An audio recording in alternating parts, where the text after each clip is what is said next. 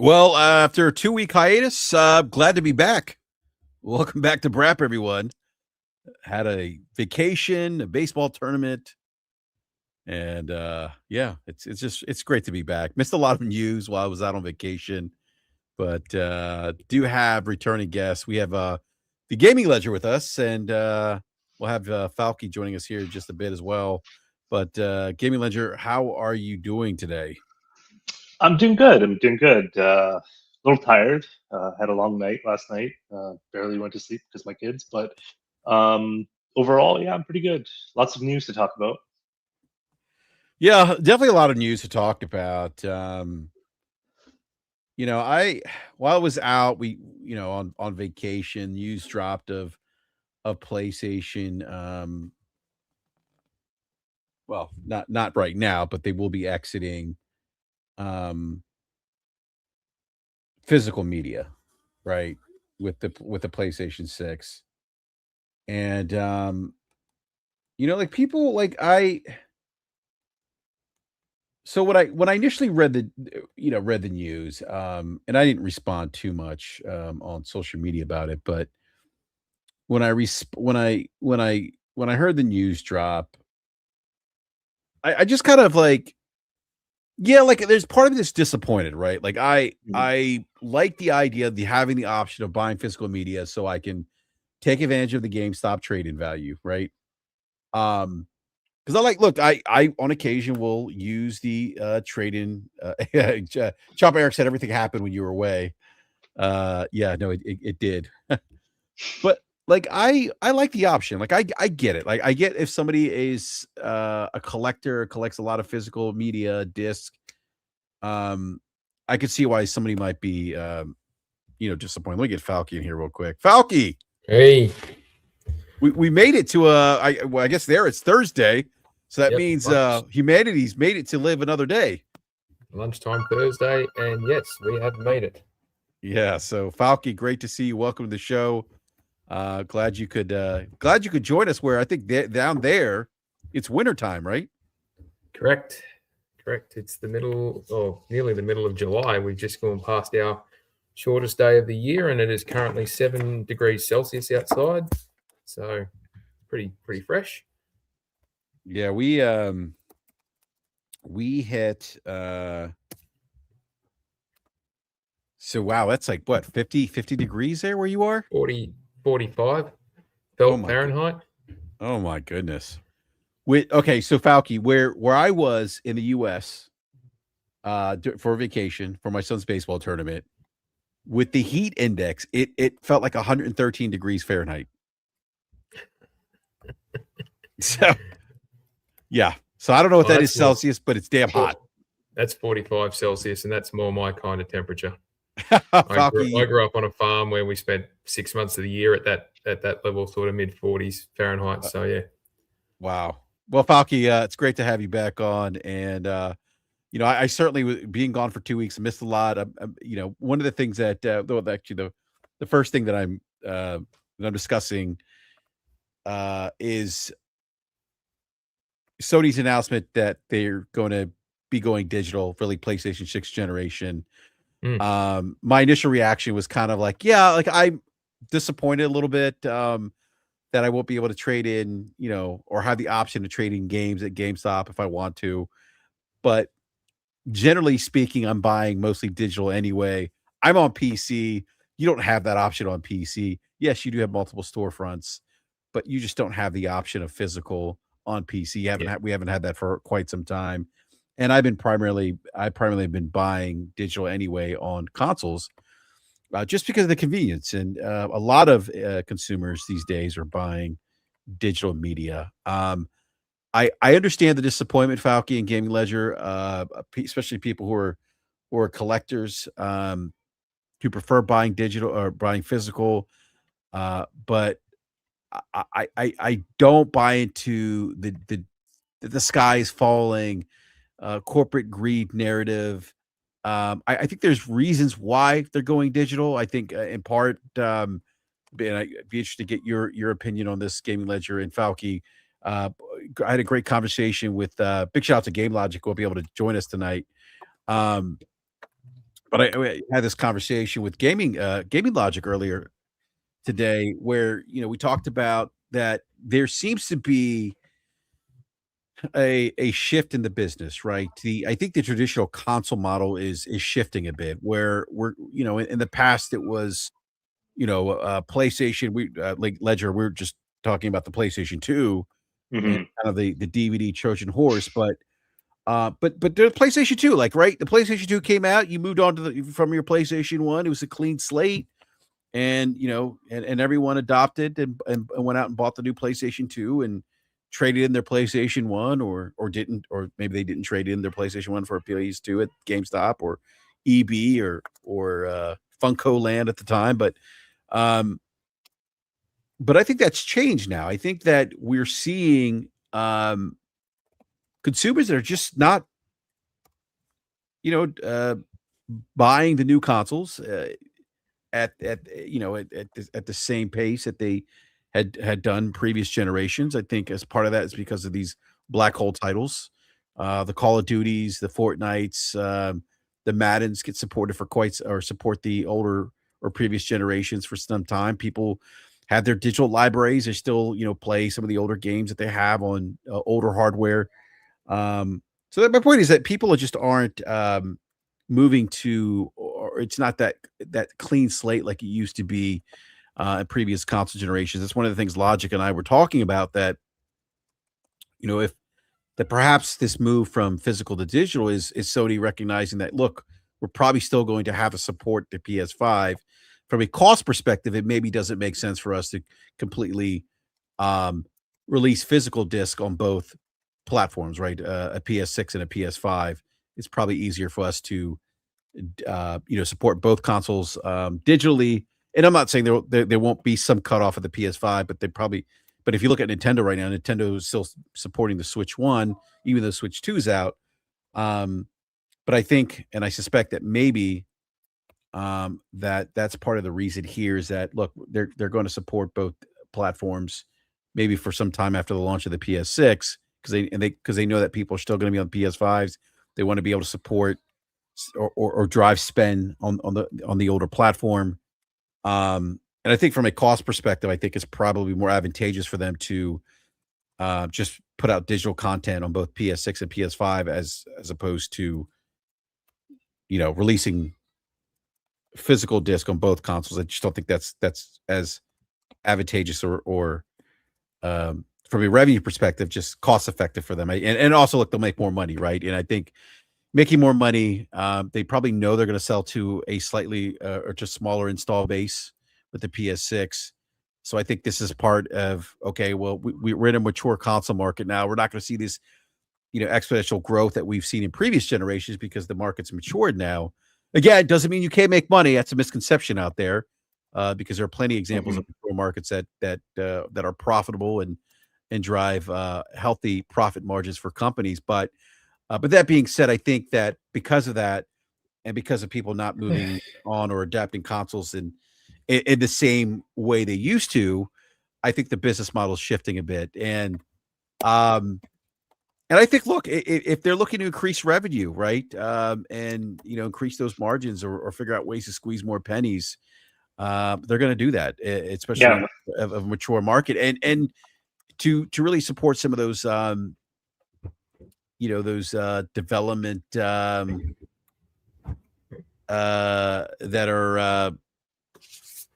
are some of the development that they want to, that some of the fund the development of some of the more popular or first party titles that people want from PlayStation. I think that's part of it too. But I also think this brings, Falcon, you put up something in the live chat. I think this, because I had this conversation with the Game Logic earlier. This brings up an interesting conversation relates to digital storefronts on consoles. But I do want to open it up to you, Game Ledger, kind of get your quick thoughts on this. Again, my initial reaction was, yeah, I can understand how some people are disappointed.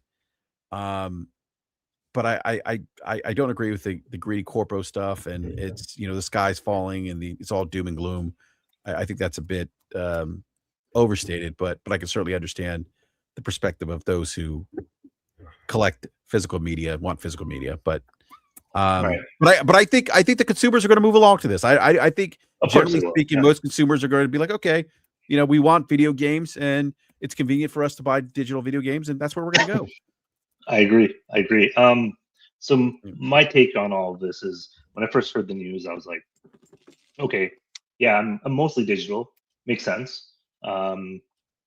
And then I started getting a little bit nostalgic about, picking up, going to over here in Canada. It used to be called EB Games. It's actually back to EB Games. It was GameStop for a little bit, but so I remember the midnight launches, and I remembered like just walking by the store. You see it, you see something nice, like you might see something on sale and buy it, right?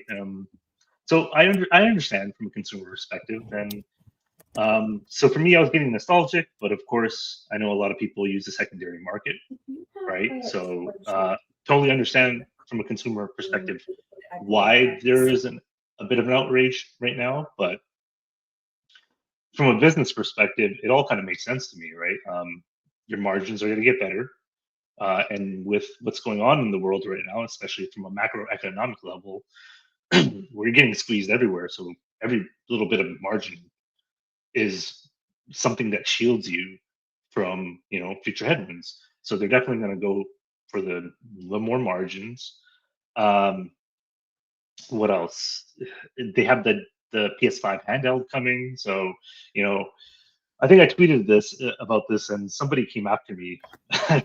But it makes a lot of sense, because for the last year and a half, I would say, a lot of people were touting, the future is play anywhere, right? How many times have you heard that? I've heard that a million times. So, does that work in a digital world? Play anywhere? Like, do you take your disc from, let's say, your console, and you go to your PC or your handheld? It doesn't, right? So, um, I kind of see this handheld being a part of that strategy. So better margins, that platform strategy that they're going for with the additional entry points, and then from a cost perspective, polymers up, right? Tariffs, shipping costs are up.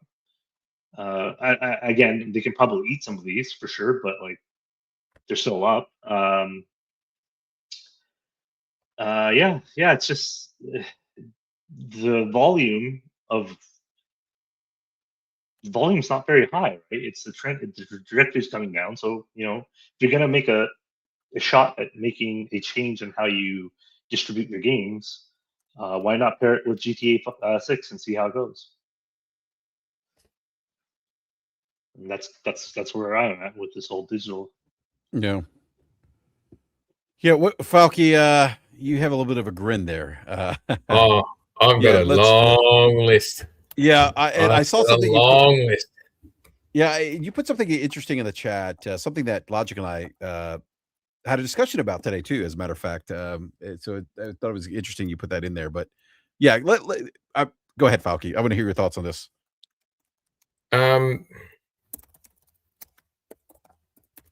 Just trying to think of where to start. So let's talk about. Well, there's a couple of things that. Well, Falky, I'm sorry. Let me interrupt you real quick, because I want to ask you this question, right? If you're running a business and you know that your consumers aren't adopting, aren't buying the new piece of hardware like they used to, and they're staying back, they're staying back playing these black hole games on your older platform, you still run a digital storefront, right? I mean, as a business, you probably need to figure out, how can I leverage that digital storefront on those older platforms? How can I squeeze more pennies? Right? How can I keep those people engaged to drive additional revenue? Because clearly the way the model used to work isn't working like that anymore. It's changed. Correct. So would you agree with that? Like, that's them trying to maybe figure out, how to, I hate using the word squeeze more pennies, but that's essentially what they're trying to do. Yeah, squeeze more pennies. Yeah. Like there's a bit in that. Yes is the short answer, but the longer answer is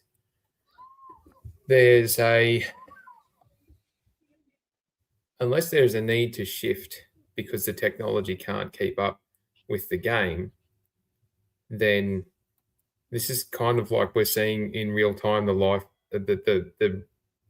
outcomes of a live service game. Fortnite, Roblox, and all those ones, Minecraft, etc. Fortnite's probably the unique outlier. They keep trying to push the envelope forward with Unreal Engine and all the rest of it, but they're reliant heavily on the technology advancements as well. But you can still play it on your, an old iPhone, or you can still play it on a Series S, or you can still play it on a PlayStation 4. Christ, you can still play it on a 2 Series NVIDIA card if you wanted to. It's not great, but you could. So they've got a really broad area there. But Minecraft and Roblox and that, they can eat that up much easier because of their art direction and how they operate. But what it means is, as technology marches forward, those games still have to keep up with who's accessing where. And Steam does a great job of saying, well, this is what the average computer that's playing our games, all that sort of data. And you can see that this, even with the high cost of new technology, the uptake is not that fast. And a lot of it's because most of the games are being played on the older technology. Now, if you cut that lifeline off as a live service game, you're basically saying either find something else to play or upgrade your technology. And for a lot of those casual gamers who only play that one game or those 2 games, it may turn out that they'll just cut it off completely. And a lot of these companies know that data, and they're terrified about losing that revenue stream because they will never get it back. And that's an important part to note.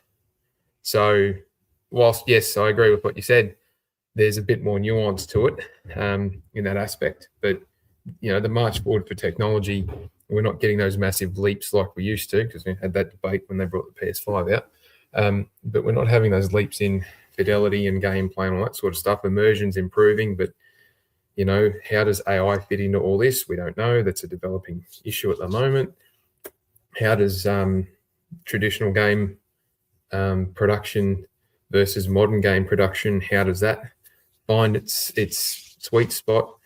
The implementation of a lot of this technology allows indie developers to make competing games in the AA space in terms of looks and feel. You can get a 10-person team can produce a high-quality AA game where, a 200-person AAA team can produce absolute rubbish using the same technology. So, again, a lot of it comes down to the ability of the creators to use the tools, but it's an ever-evolving issue when the technology marches forward, but the gamers don't change their buying habits, or they stay ingrained in something in that aspect. So, yeah, that's probably a starting point on it, but hopefully that answers your question too. Do you want me to fly into my long list here, or do you want? Yeah. I want to hear that long list, Falky, because you're okay. The digital rights comment, I think, is an important topic to discuss. Yeah. So to talk about digital rights and all the rest of it, it's not up to the companies, and never should it ever be up to the corporations to set the rules around digital rights. Never, because they will give you no rights, or they will charge you extra money as an add-on option to have a limited, very small amount of them. It is the lawmakers, it is the regulators of each individual sovereignty or economic area to set those rules, and to try and set them so there's at least some level of consistency across all the marketplaces, but there's enough difference there to protect those in their own local areas. Like, for example, in the US, you've got high populations centered around large data centers and all that sort of stuff now, whereas in Australia, we've got bugger all of that. We're long distances between. So digital transfer of data, like streaming, doesn't exist down here at all. Streaming games can't do it. Internet service can't handle it. We don't have the firepower for it. So what does it mean if it's digital only in Australia? Well, the chances of actually accessing a streaming option is pretty much none, whereas in the US and most of Europe, it is turning into a more feasible product and a more viable stream. What does the digital rights rules and regulations need to be around that? Well, in Australia, you need to be fairly well protected, and we are. Whereas in the US, it's a bit less, and in parts of Europe it's almost non-existent because they've never tried to keep up with it. It's an issue in parts of Africa and the Middle East where there's effectively no internet. In parts of Asia, they have similar bits and pieces, where some countries it's a free-for-all, and the country right next door is heavily regulated to the point where some countries have their whole internet service running through a massive filter. It becomes a bit of a dog's breakfast in that aspect, but at no point should a company ever be the one setting the rules. Otherwise, you'll end up with the same thing that what DuPont did with the PFAS and all that sort of stuff. You'll end up with people being effectively have no rights and no recourse, and because nothing was done about it, the regulators will just stand back and do nothing because the lawmakers didn't pick up on it fast enough. I would have thought the ABK purchase was enough to start shaking a few people into action, but it seems that they were a bit slow off the starting blocks. But that's where I sort of stand on that aspect. There's a few other things I have on my list. I'll just run through them briefly and pull me up if you want me to explain a bit more on them. But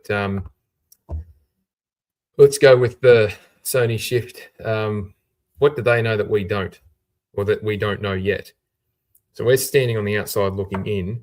They've made an announcement. I'll just briefly touch on that. They've made an announcement 18 months warning.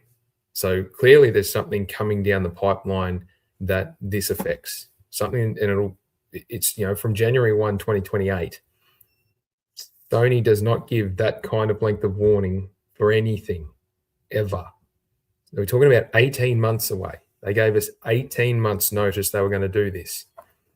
Juxtaposed to other announcements that Sony and other companies make, which is like, hey, we've made a decision. It's a shitty decision, and it's coming into effect tomorrow, or from today, or from yesterday, we decided this is happening. So they're giving us 18 months. People are diving off the deep end about it as if it's happened today or it happened last week, and it hasn't. A few people have thrown a bit of flack my way on social media about why didn't you talk about this and why you only focus on the Xbox stuff. I'm like, the Xbox stuff is happening now. This stuff's happening in 18 months. And all they've said is new games aren't happening that are coming out, aren't going to get a physical version. In 18 months' time, we'll be bang in the middle of the PS6 focus window. And whatever that means. And as Ledger was saying before, the handheld, let's go back and talk about what happened the last time PlayStation did a handheld. They had a mini disc or whatever it was, and you had to buy two different versions of the same thing if you wanted the same game, and to transfer and port it around and have transferable save files and all the rest of that. Now, where in any world does it make financial sense in today's consumer trends where people want to pick up and continue playing on a handheld or on their console or on their PC or wherever it is they want to play, that you have to have multiple different versions of a physical media to be able to continue to play that? It doesn't. And the other issue that they've got then is the size. And look at what Nintendo did with the Switch 2. The reason why they have activation codes on a lot of those cartridges is they cannot get a media cartridge big enough to hold the whole game on it and perform. So if you've got a handheld and a base console that you're trying to play the same game from as you go, and all your memory on your handheld is already taken up with trying to run the games at the same or similar specs to, we're not talking about the resolution, but just running the game in a similar vein to what the base console is. Where are you going to get the physical media thing to work it? It doesn't make sense from a financial perspective. You'd be better off to just have the whole thing as digital, because then you can pick it up and play it and put it away and all the rest of it without having to worry about it. They also don't want to be muddying the waters with where's the revenue stream coming from with those aspects, because you don't want to be saying, well, you can buy it digital or you can stream it or you can buy it physical. But if you buy it physical, you've got to buy two different versions if you want to have the mobile version. Or we're selling the physical version with a digital key so you can access it on your handheld device. because that's just adding more cost to and complexity to how do people access this stuff. Consumers just want one or two ways of getting something. As soon as you put more than two choices in front of a consumer, they start to freeze up. They genuinely do. It is a known phenomenon. Marketing gurus and psychologists and all that sort of stuff study this at length. As soon as there's more choices in front of a consumer, they will just not make a choice.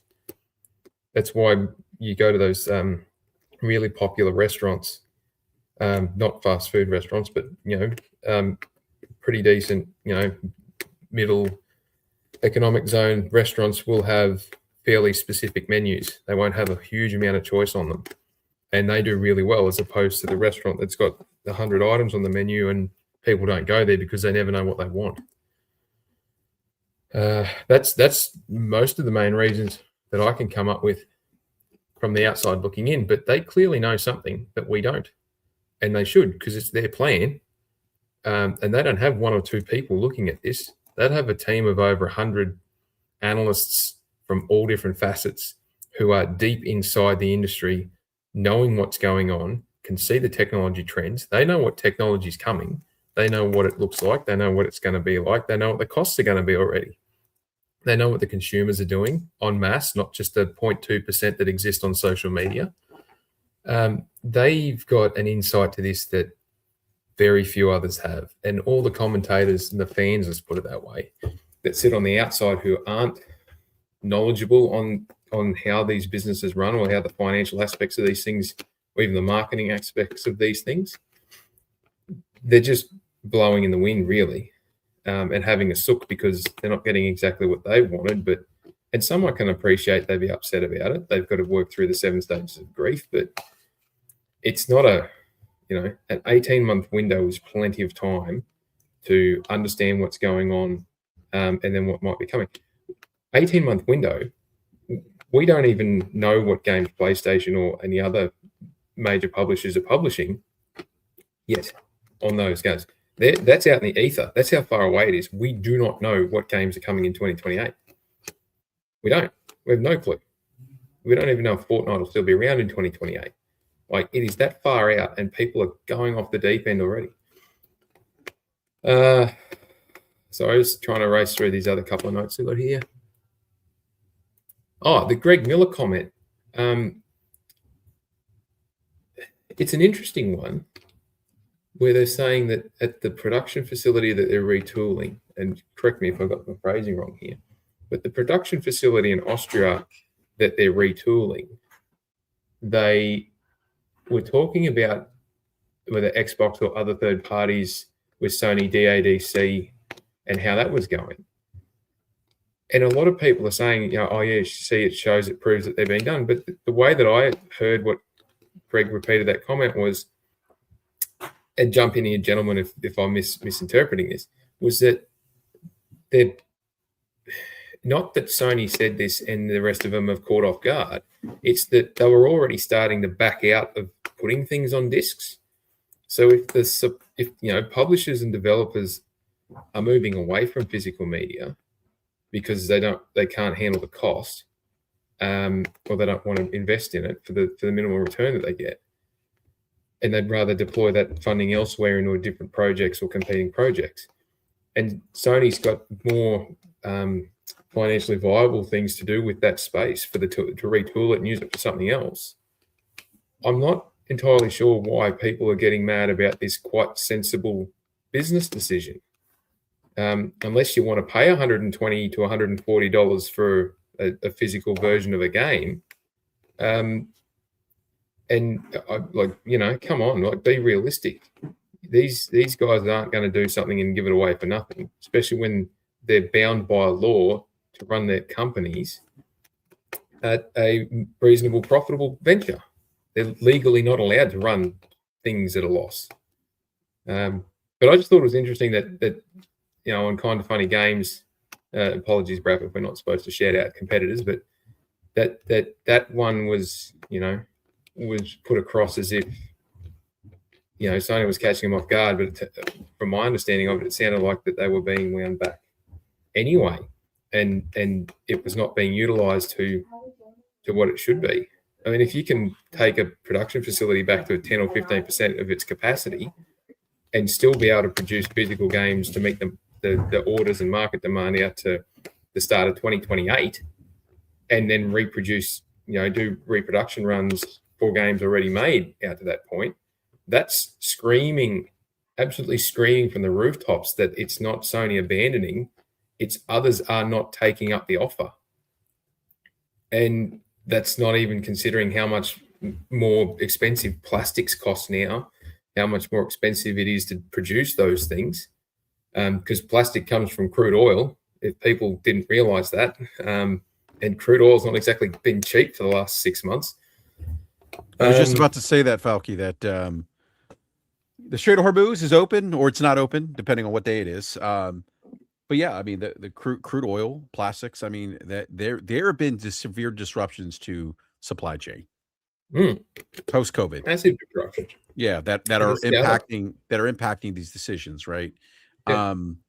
Shipping costs alone. Think about how much since 2020, and we went through this with the COVID outbreak. Mm-hmm. The cost of shipping containers used to be you could get a 40-foot container full, and it would cost you $500 to sea freight it in 2019, 2018. COVID hit, we had the issues with that, and then it backed off a little bit. But, it's up over $10,000 now for that same container to get it down here to Australia. It used to be $500, and it's up to $10,000. Jeez. So you add that across the discs and across the consoles and across the rest of it. It's almost cheaper to air freight things now if you don't have to use a 40-foot shipping container. And that's, you don't have to worry about going past Somalia. You don't have to worry about coming through the canals. You don't have to worry about going near the Gulf. It's insane, the difference in the freighting and shipping costs. But digital, digital's also expensive. Don't get me wrong. It's not saying like it's so much cheaper, but digital's copying increased cost too because of the cost it is to run a storefront. But people keep going off about this, and it's going to do nothing, absolutely nothing, because they know something that the rest of us don't yet know, and pretty clearly. They've got their time frames and they've got their ideas. It's a question there about, that popped up around, backwards compatibility and all that. This is a byproduct of the demand for backwards compatibility. Digital libraries are much easier for backwards compatibility than physical libraries. So the PS4 discs and PS5 discs, the current disc reader, the detachable one, can read both discs. So it's not difficult to get a software solution or an AI-aided software solution to go in a PS6 that can emulate that stuff. That's easy done because Sony owns that technology. But then you look at, they already have the disk drive and the discs are already there or in production to that point. So you'll still be able to play all the games that will be there, I expect. And that's an easy solution for Sony because they don't have to change too much. But then, digital libraries are far easier to move with. And it's not out of the realms of reasonable to when you look at, and they'll have the data for this, we won't, how big the digital libraries are for a lot of consumers and a lot of gamers. And they will have no clue about the physical libraries of most places, other than this is how many were sold. So we suspect that 80% of those games are still out in existence.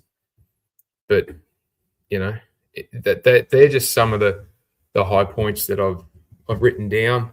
I'll finish off with this, is the time frame for the decision. So from what I can gather and what I can understand, the decision's based on data that's since 2020. Anything pre-2020 is sort of, I wouldn't say it's an outlier, but it's not consistent with current trends and current appetites. And that's because of the big shift that happened with the COVID impact and all the rest of it going at that point. But it'll be from 2020 to now, to 2020. I would have thought that it'd be based on the December information, to the December quarter. And so they'll take it as from, 1 January 2020 through till 31 December 2025. And they'll look at the data across that entire 5-year period, 5.5-year period. And they will have done some trending analysis and a whole heap of regression analysis. And like the statisticians that would work on this stuff they are phenomenally smart people, like math brain wizards.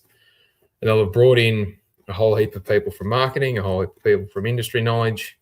They are very, very clued into reading the tea leaves. And they'll have looked at the data of what's occurred from a base point, and then they'll have compared that back to different points, probably 2018, 2016. I don't think they would have gone back as far as 2010, but they might have done 2013, the launch of the PS4. I think it was in 2013. So they'll go back to key points and just see as point to point what's occurred, but all the data they'll have from 2020 onwards. They'll look at the trends, they'll look at the way that consumers are buying games and which way they're headed, and then they'll extrapolate that out with some pretty detailed work to figure out, as I said before, what's the trend with the consumers, what's the trend with the technology and its availability, what's being built and what's coming available in around 2028, 2029, what's the impact of the diminishing revenue stream going to be by not doing the physical, but what's the impact of the offset against the cost for the production work. And then they've got competing funding for different projects to factor into that, because they're trying to launch, design, build and launch a new console with a huge amount of technical unknowns. We don't know how the data center stuff is going to work because they're still building it. We're in the middle of that technological advancement piece. We don't even know how the AI thing is going to pan out. It's a bubble, but we don't know what's going to be there afterwards. They're trying to offset or step aside from massive cost shifts by having their own production for chip manufacturing and sensor manufacturing and all that sort of stuff. So they're trying to set off against that. And there's all these other competing points for their funding, because it's not like the world is flush with capital at the moment like it was back in the early 2020s. So you've got all these things that they're factoring into this decision. They will have known by December from the December quarter, they will have known by the end of March what decision they were going to make, and they would have that would have been when they made it, and they would have spent April and May and parts of June preparing and confirming and vetting and getting approvals and all that sort of stuff to make the announcement. Because pretty much as soon as they made the announcement, they started retooling the shed. So doing that is a big capital investment. So that 3 to 6 months in advance of when you're going to do that. So that's probably just a bit of an insight on the time frame of how these decisions are made. I've been involved in these sort of retooling of production facilities before. It takes a fair chunk of time. And they would have started looking at this 12 months ago. Yeah. It's interesting. You talk about you brought up like they probably know something's coming up. I mean, you're right. They usually don't give us this kind of. I thought it was a great point, Falky. They don't give us 18 months heads up that hey, we're shifting to an all digital. PlayStation 6 is going to be essentially an all digital platform. And obviously, like we talked about the reasons why they were doing this: high profitability. Selling games digitally, eliminate some of the cost of manufacturing discs. The thing you talked about, but I thought you brought up a great point. Like even repurposing that plant for discs, like people aren't like looking. People aren't really stepping up and trying to fill that gap, that void, right? And I think in part because like Xbox and and other gaming companies are looking digital. The same thing with third-party publishers. But I think that like this is them designing, I think, hardware too around this kind of digital ecosystem. Where and I think part of that's because consumers are driving that. I mean, I said that on Twitter. People are like, no, PlayStation, blah blah blah. They most of their first party games are sold physical. Okay, yeah, maybe some, but generally speaking, we see that we see this with third party publishers putting out data that a lot of consumers, and even I think there's some Circana data that. And by the way, this isn't us defending anything, because I know someone's going to say, oh, you guys are just defending corporations. No, this is just us explaining the business realities and why these things are happening. But you look at some of the consumer, right? They're kind of reacting in some ways to consumer behavior, right? Mm. Consumers more or less are buying more so digital games than they are physical games. And so these companies are adapting to that, the consumer behavior, and Sony's designing their hardware, their ecosystem around that behavior, right? And there's also something to be said, I think, too, with digital customers are probably more likely, I think, to subscribe to things like PlayStation Plus, purchase download, they'll purchase DLC, microtransactions, other digital content, et cetera, et cetera. Yeah. And I think for Sony, that's probably a bit more, correct me if I'm wrong here, Falky, but that's probably more predictable revenue or income for them to track as they move to kind of more of a digital ecosystem. Yeah, go ahead. I was just going to say, so just put in the comments about Jason Schreier doing a breakdown of physical versus digital. Unless I'm looking at something totally different, the post or the video that I saw is talking about how much revenue they get from each one, not how much it costs. Yeah, he's talking about how much revenue. Big difference between those two things. So again, don't conflate revenue with profit or cost. I'm going to be a bit facetious with this because I just like picking at some people. It would be very interesting to know how many of the people who are screaming blue murder against Sony, and pardon the pun, about this decision, how many of them are massive advocates for fully electric cars and solar and fully renewable energy because they want to stop oil production or they're against oil production? Because again, where does plastic come from? And it's not just the disc, it's the packaging and all the rest of it, and then shipping it around the world. It's a bit to it. Yeah, but I do think there's some legitimate concerns. I think Gaming Ledger, you might agree with this too, that there's concerns here, like digital rights, consumers like game preservation, true ownership. I think those are, I mean, I understand those concerns, right? I think you mentioned that earlier, Falky. One of the things Logic brought up too in a conversation I had with him earlier today was that this begs the question. I mean, we've seen this with the Apple, the Apple App Store and Google, and allowing competitors, right? Competing storefronts. Is that going to be a thing now? Where curious to get your thoughts on this, Gaming Ledger. But do you think that now that at least maybe here in the U.S., maybe not, but maybe where you live, is that a thing that the regulatory agencies start looking at? Where, look, there's only one digital storefront, right, on PlayStation or Xbox, Nintendo. Granted, they're selling mostly the same games, but they are games that aren't being sold. Is that? Yeah, I mean, Josh Ayers says we need better digital rights regardless. I mean, is that, and I think that's a fair concern and question to raise. But I also think, like to Logic's point, the conversation I had with them earlier begs the question, like, is this going to be something where we see the regulatory agencies look at, well, wait a minute, like they have with, smartphones, the app stores. Hey, like, maybe Logic brought up the example of, Ubisoft having their own storefront on PlayStation. Is that something that could be, is that something that this might, is that, let me back this up. Is that regulatory concern something that might be a byproduct of them shifting completely digital? Do you think that might be the case, Ledger, or something that could happen?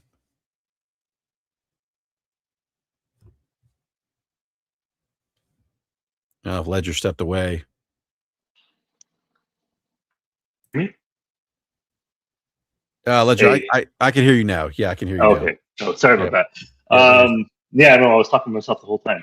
I don't know. That regulatory, it's complex, right? Because it's like you would be doing a disservice to a company like Sony. You'd effectively take away their proprietary store, which makes them all the money to invest in games and everything else, the accessories.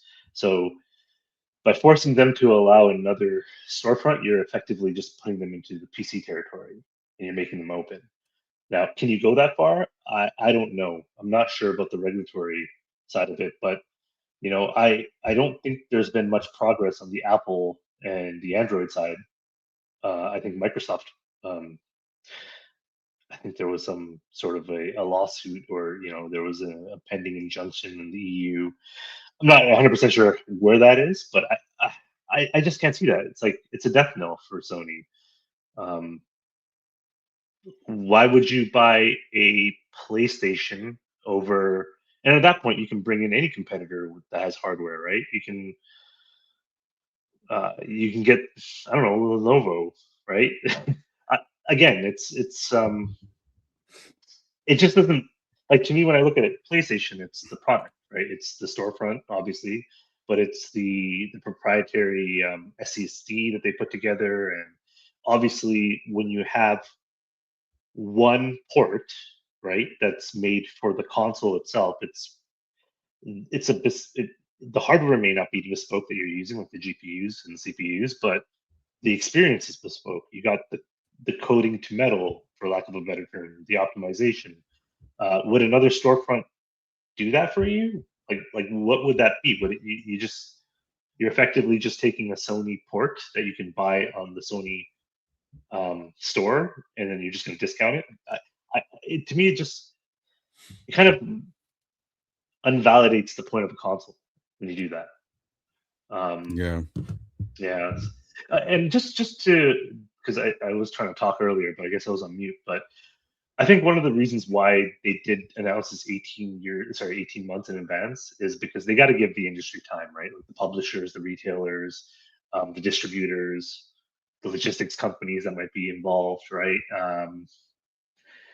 And like when I read that memo or the blog that they posted, it kind of felt like that was something that they're sending, like the comms team was sending to internal partners, I'd say, or like distribution partners.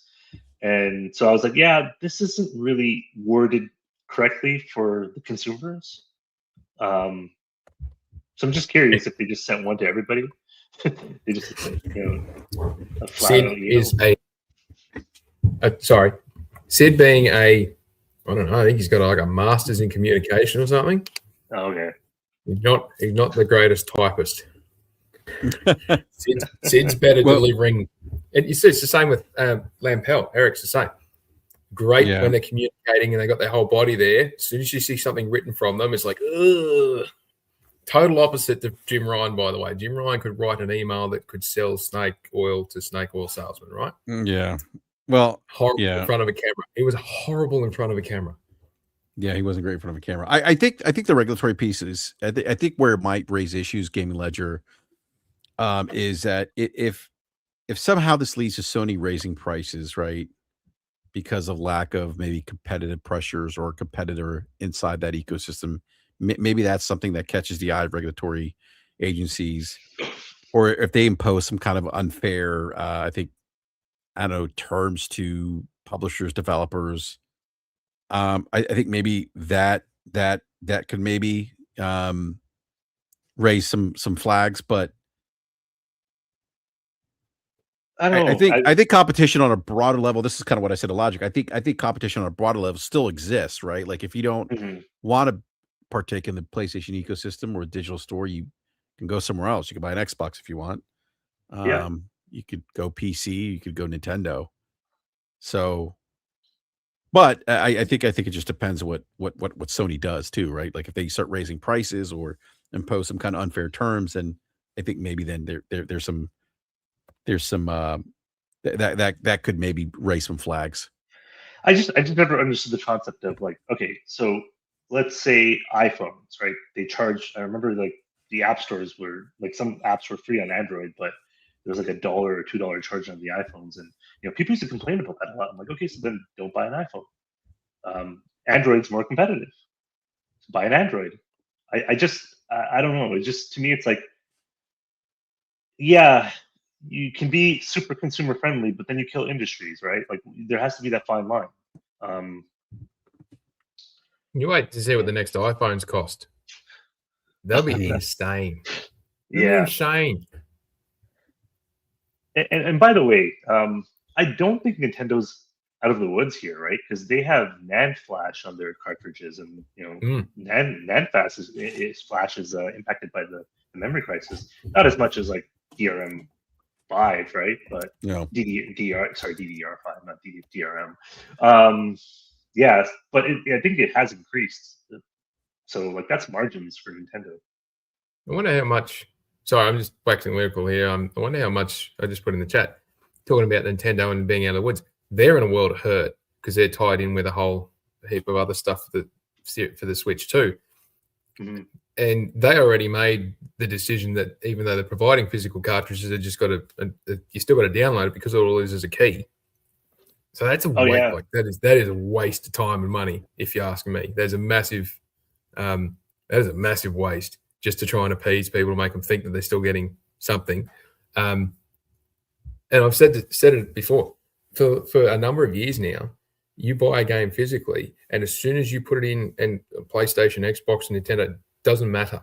As soon as you plug it in and it hooks into the companies have the ability to stop that game from working if you're connected. And it comes to multiple different reasons and multiple different points to it. But there are games that they can just stop and brick them and just say, you can't play this anymore. They already have that ability. It's been there for a while. People carry on about saying, oh, it's new, it's this, it's that. Physical means you can still play it offline and you don't have to worry about the stuff that you can, but it's becoming less and less and less an option. And a lot of this comes to the big changes they have with streaming rights and perpetual licenses effectively being non-existent. An old PS1, PS2 game, like Tony Hawk, remember the first two Tony Hawk games? And they did the remake of that. And they launched it, and it wasn't all that great. You know how much they had to pay for the music licenses for that? And they couldn't get them perpetual because they didn't own the music. They had to go to multiple different record companies to be able to get the licenses to recreate most of that playlist. Not all of it, most of it. And it's got a time limit on it. At some point, that game will cease to operate because the license for the music will run out.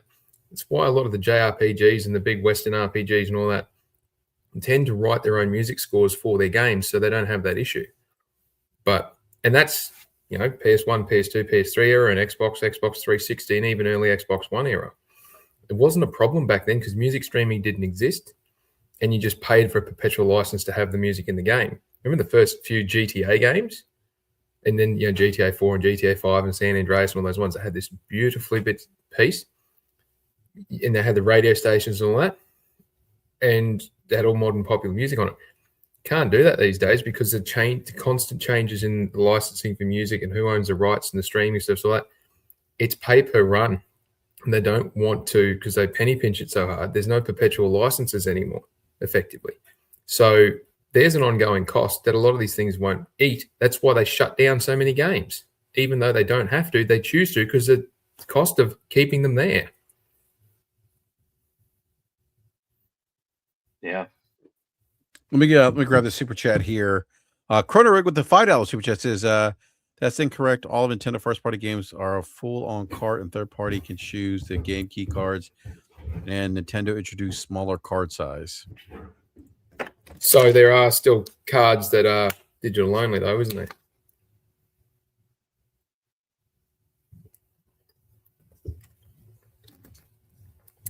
Yeah, it's interesting that the publishers get to choose. Yeah. All right, I do want to move on to Xbox here. As we get to the last hour of the show, the news broke. Asha Sharma, the email that she sent out. I think was it Monday? I forget now. I think it was Monday. I know I was still out of town, but basically, I think like Asha's email was fairly blunt, right? This is, by any stretch of the imagination, Xbox's largest restructuring in its history. I believe they're going to lay off 3,200, if I remember correctly, 3,200 layoffs through fiscal year 2027. 1,600 employees will be cut immediately. They are divesting studios it's basic. This is a full reset of the business. Sounds a lot like what Embracer Group did, doesn't it? It's funny you mentioned Embracer because it in some ways it does. Yes, absolutely. I think the biggest eye opener for me, Falky. And by the way,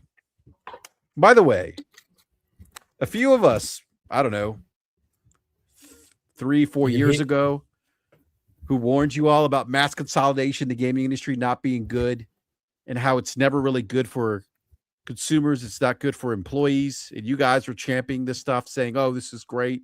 It's going to make the Xbox business healthier."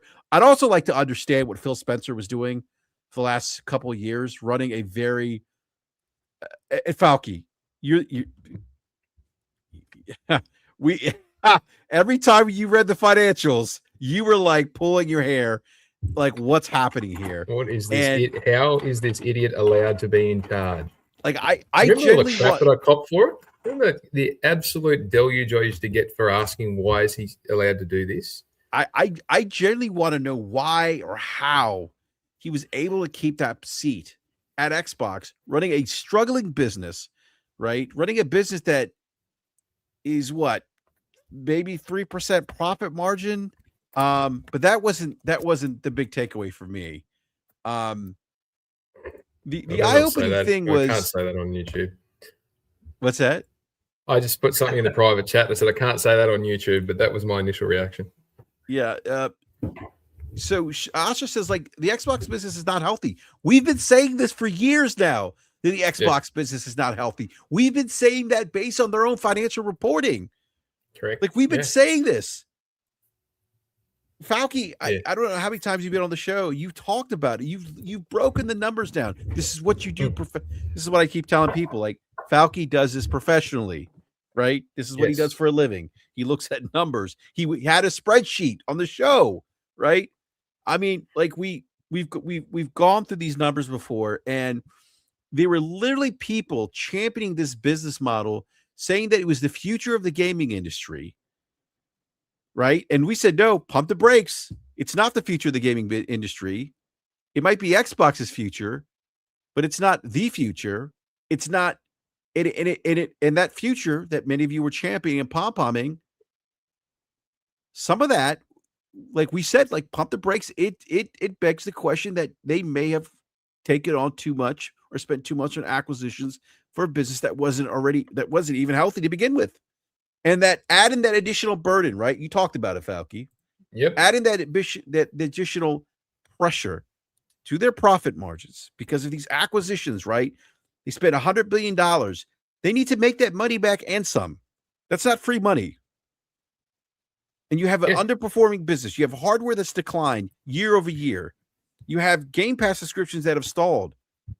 Like, we talked about this. They didn't report, like, they didn't really give us that's funny, T-Rock. They didn't really give us any tangible updates in terms of Game Pass growth, in terms of numbers.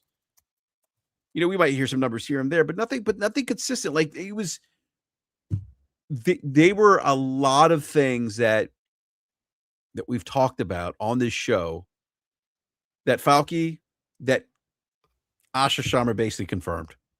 Yeah. And confirmed for the period that we'd been saying it.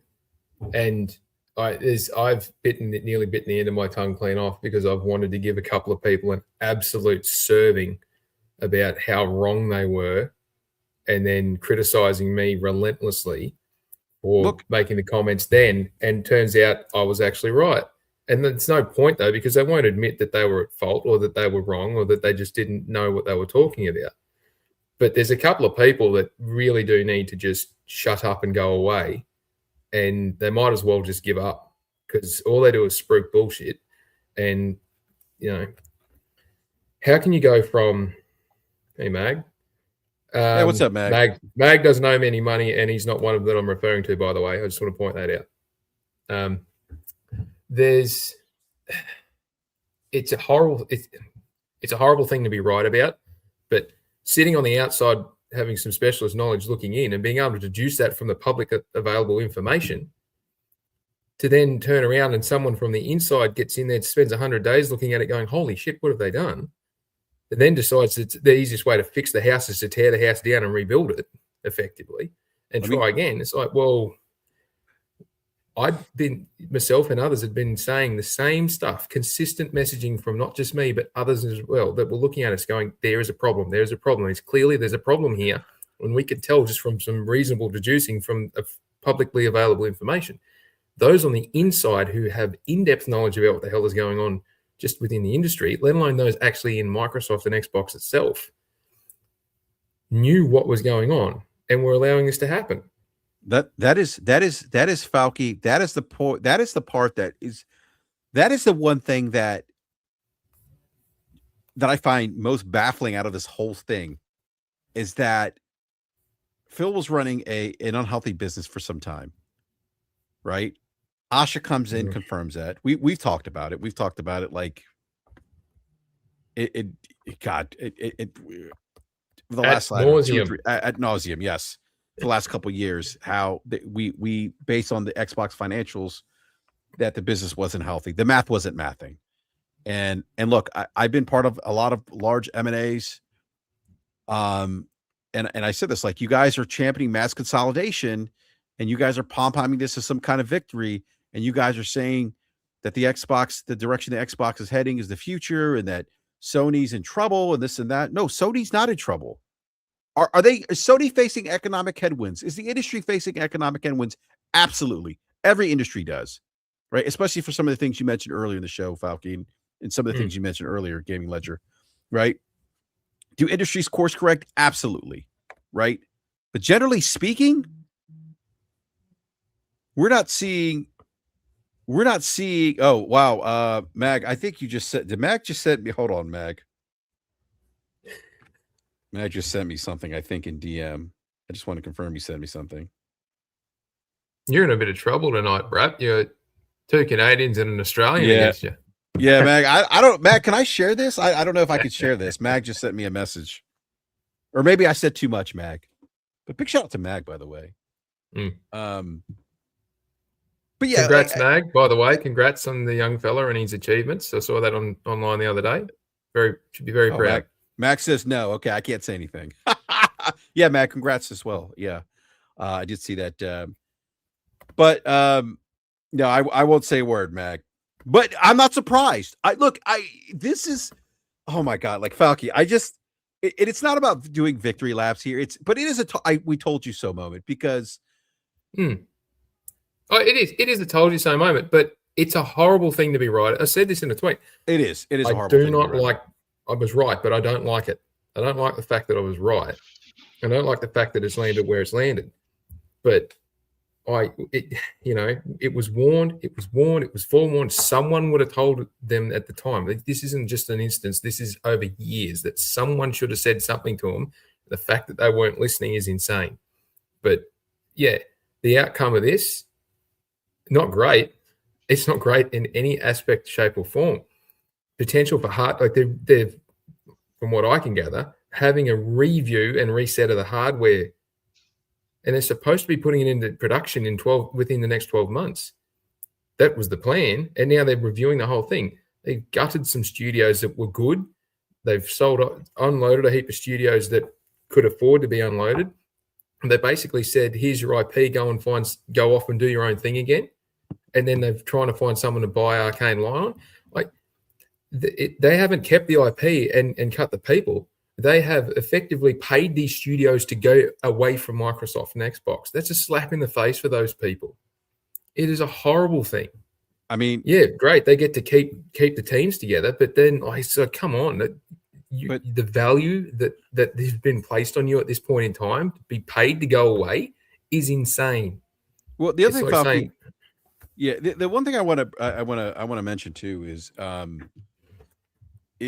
we talked about integration costs, right? Higher expectations for returns. We talked about that downward pressure of spending $100 billion on a business unit that was underperforming anyway, right? And then we see the decline in hardware. We see Game Pass numbers stagnant, and then again, the thing that really stood out to me. This is the thing that really when Asha's like, look, the Xbox business is not healthy. Operating margins 3 to 10 times lower than the comparable gaming business model, like the comparable gaming businesses. Yeah, and that's the accountability margin, which is not net profit. That's up at the gross profit with some modifications. That is horrible. Falky, 3 to 10 times lower than comparable gaming businesses. I'm like, what was the previous leadership doing? And they're out here spending $100 billion. And let me tell you something. I think I'm not entirely convinced that they're going to turn the ship around, or that there's going to be an Xbox the way we know Xbox, or there's not going to be the Xbox that we've grown to, or that we've grown to be accustomed to. The pathway forward is narrow. Yeah. And you can see that they're trying different things. Or you know what? Actually, I'm going to take that back, because usually when you're looking at a business and you know that there's a transition going on, you can kind of see where they're going. With Xbox, it might be the communications, or just the fact that people are disgruntled there and they're talking to the media. But we are seeing so many diverging strategies. Like one day I will read that, oh, they're going full on into exclusives. And the other day it's Asha wants to be 1 billion daily active users, and it's just different strategies, right? Like, well, Ledger, you know how you get to the 1 billion active users, right? Yeah, you go multi-platform, right? And not even, and that's not possible. And you focus on mobile, a lot of mobile. Yeah, but even like mobile, their Minecraft. I don't know what the uptake is on mobile, but I heard, or I saw a tweet earlier, an X post that said that Minecraft was slipping on the mobile side. It is. Look. Yeah. It's going backwards everywhere. They tried. My perspective is in the last few years, they tried too much, and they just couldn't get the messaging straight. And I'm saying that again as well. But if they wanted to, they needed to consolidate. When they got ZeniMax, they needed to consolidate, get structured before trying to buy a big one. And they went straight and buying ABK, and then just bought all these other studios in. And they never structured it to be usable or workable. They just sort of brought them all in and said, do your own thing. And then there's no accountability. So it's just all the, and you're saying before, they've lost subscribers, they've lost revenue, they're going backwards on all this sort of stuff, and negative 64% ROI, and then being 3 to 10 times down on comparable prints. They bought one of the market leading tier 2 publishers. Okay. Hey, Falky, real quick. That was the other thing that Asha revealed, where I was like, what the fuck? That they're losing 64 cents for every dollar invested. Think about that for a second. 64 cents they're losing for every dollar invested? It's nearly negative 64% ROI. Holy shit. Yeah. Now, and I said this, and people call me out. I was like, at what point from that one sentence do you not go, they have to be looking at an impairment? They have got to be looking at an impairment. There's no way. Sony did their impairment under a slightly different set of rules and requirements, and they impaired the IP directly. They didn't impair the Bungie acquisition. They impaired the Destiny 2 IP. But at what point, when you're carrying $58 billion worth of goodwill on that purchase, are they not going to do an impairment when it is a negative 64% ROI? And how, then the next question is, how did they take something that was cash positive and returning a margin that was actually pretty decent? It was over 12% when it was ABK on its own. How did they turn that around to be such a disaster? That's a great question.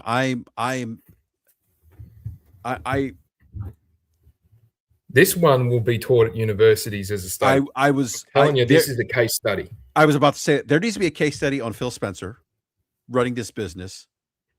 There needs to be a case study on some of the Xbox influencers championing a failing business model, right? There needs to be a case study on how Asha, and I'm telling you, look, Logic, I had this conversation. I've been part of a few M&As. Falke Ledger. Let me tell you one that comes to mind. There's a company I worked for. They bought another company, right? And it went like this. The company we bought, there's some good. We bought it for this A, B, and C.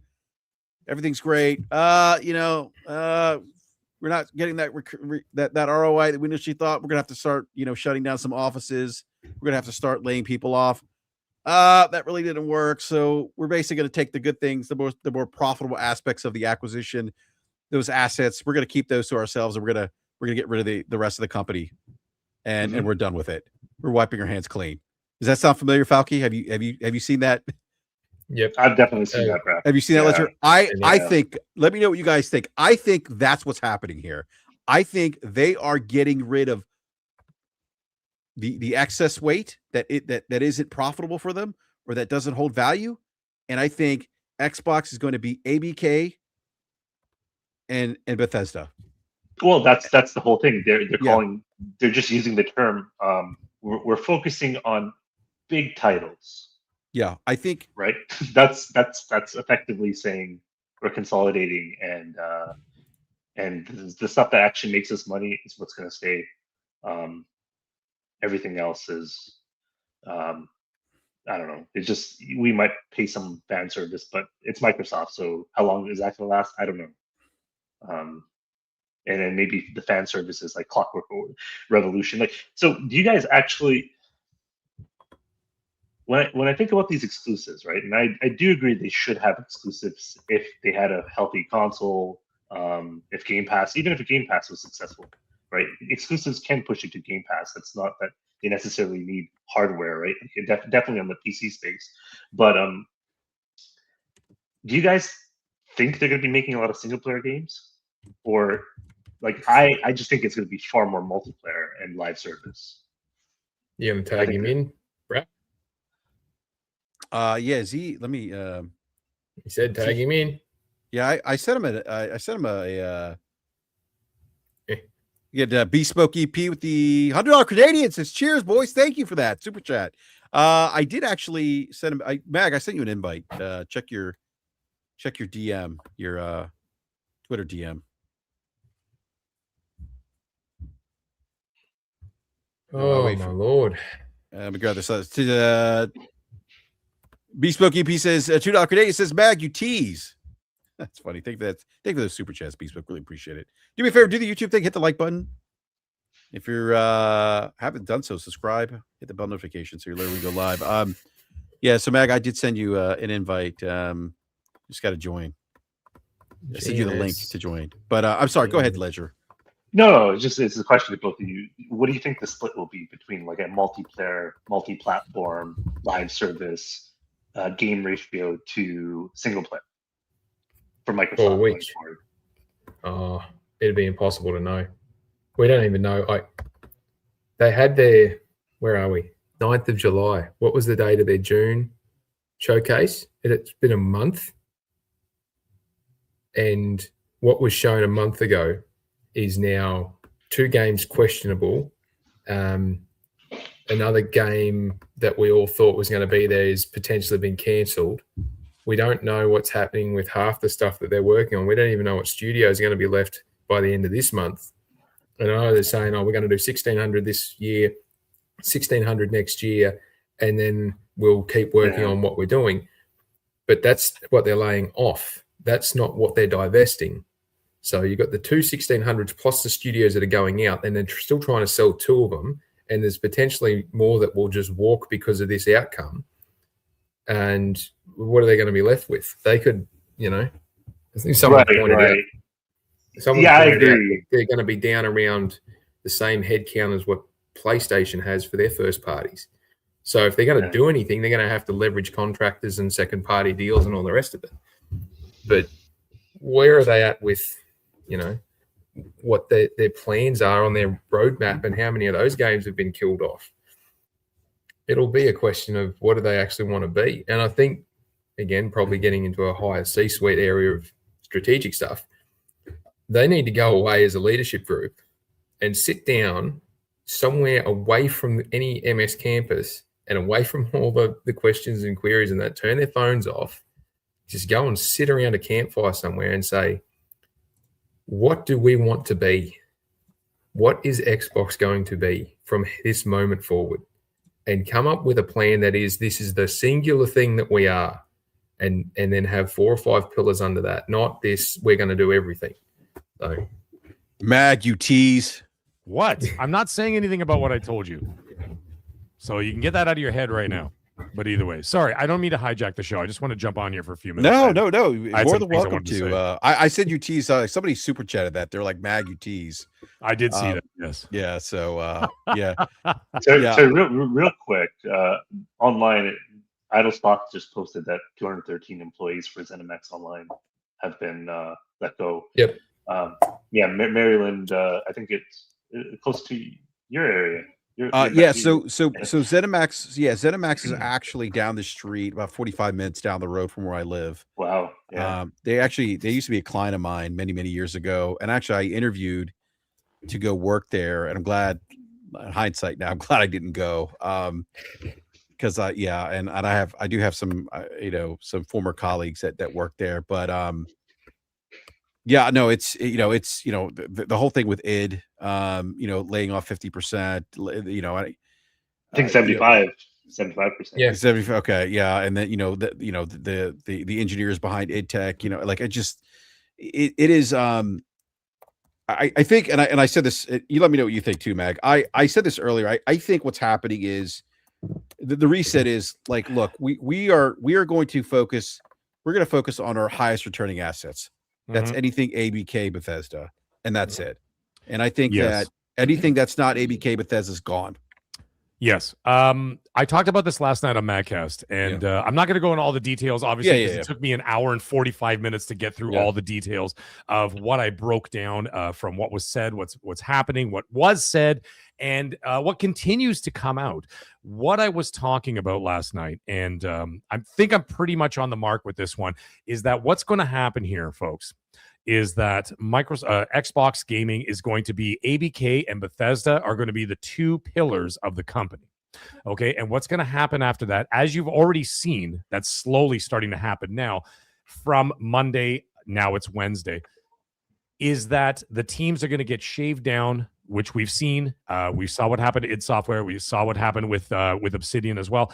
And they're going to be amalgamated into these different studios. For example, with Bethesda, we heard rumors about Halo going to Activision. That's not necessarily the case. What's going to happen is those teams are going to go into those 2 different pillars, like I said, Bethesda and ABK.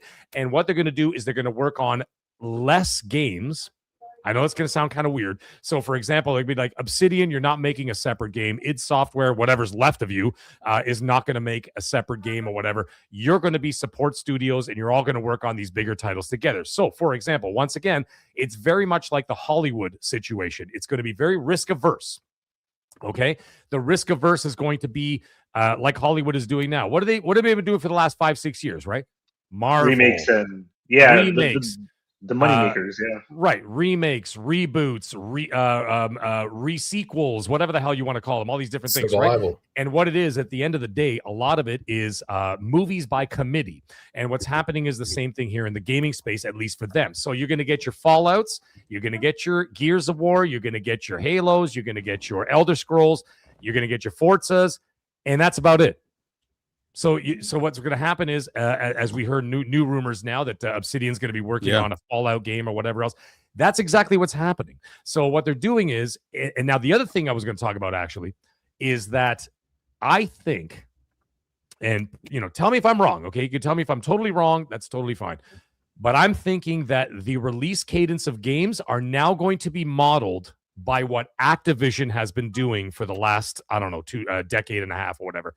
And they're going to be pumping out games every 3 years with rotating studios within those gigantic conglomerates of Bethesda and ABK. And all these support studios are going to be part of that. And they're just going to roll out more of these games. Fallout 5, Fallout 6, Fallout 7, Fallout 8, and on, or whatever. New Vegas 2 and all that stuff. I'm not saying that's necessarily a bad thing in terms of like the titles. What I'm saying is that I think that she's looking for a release cadence very much like Call of Duty.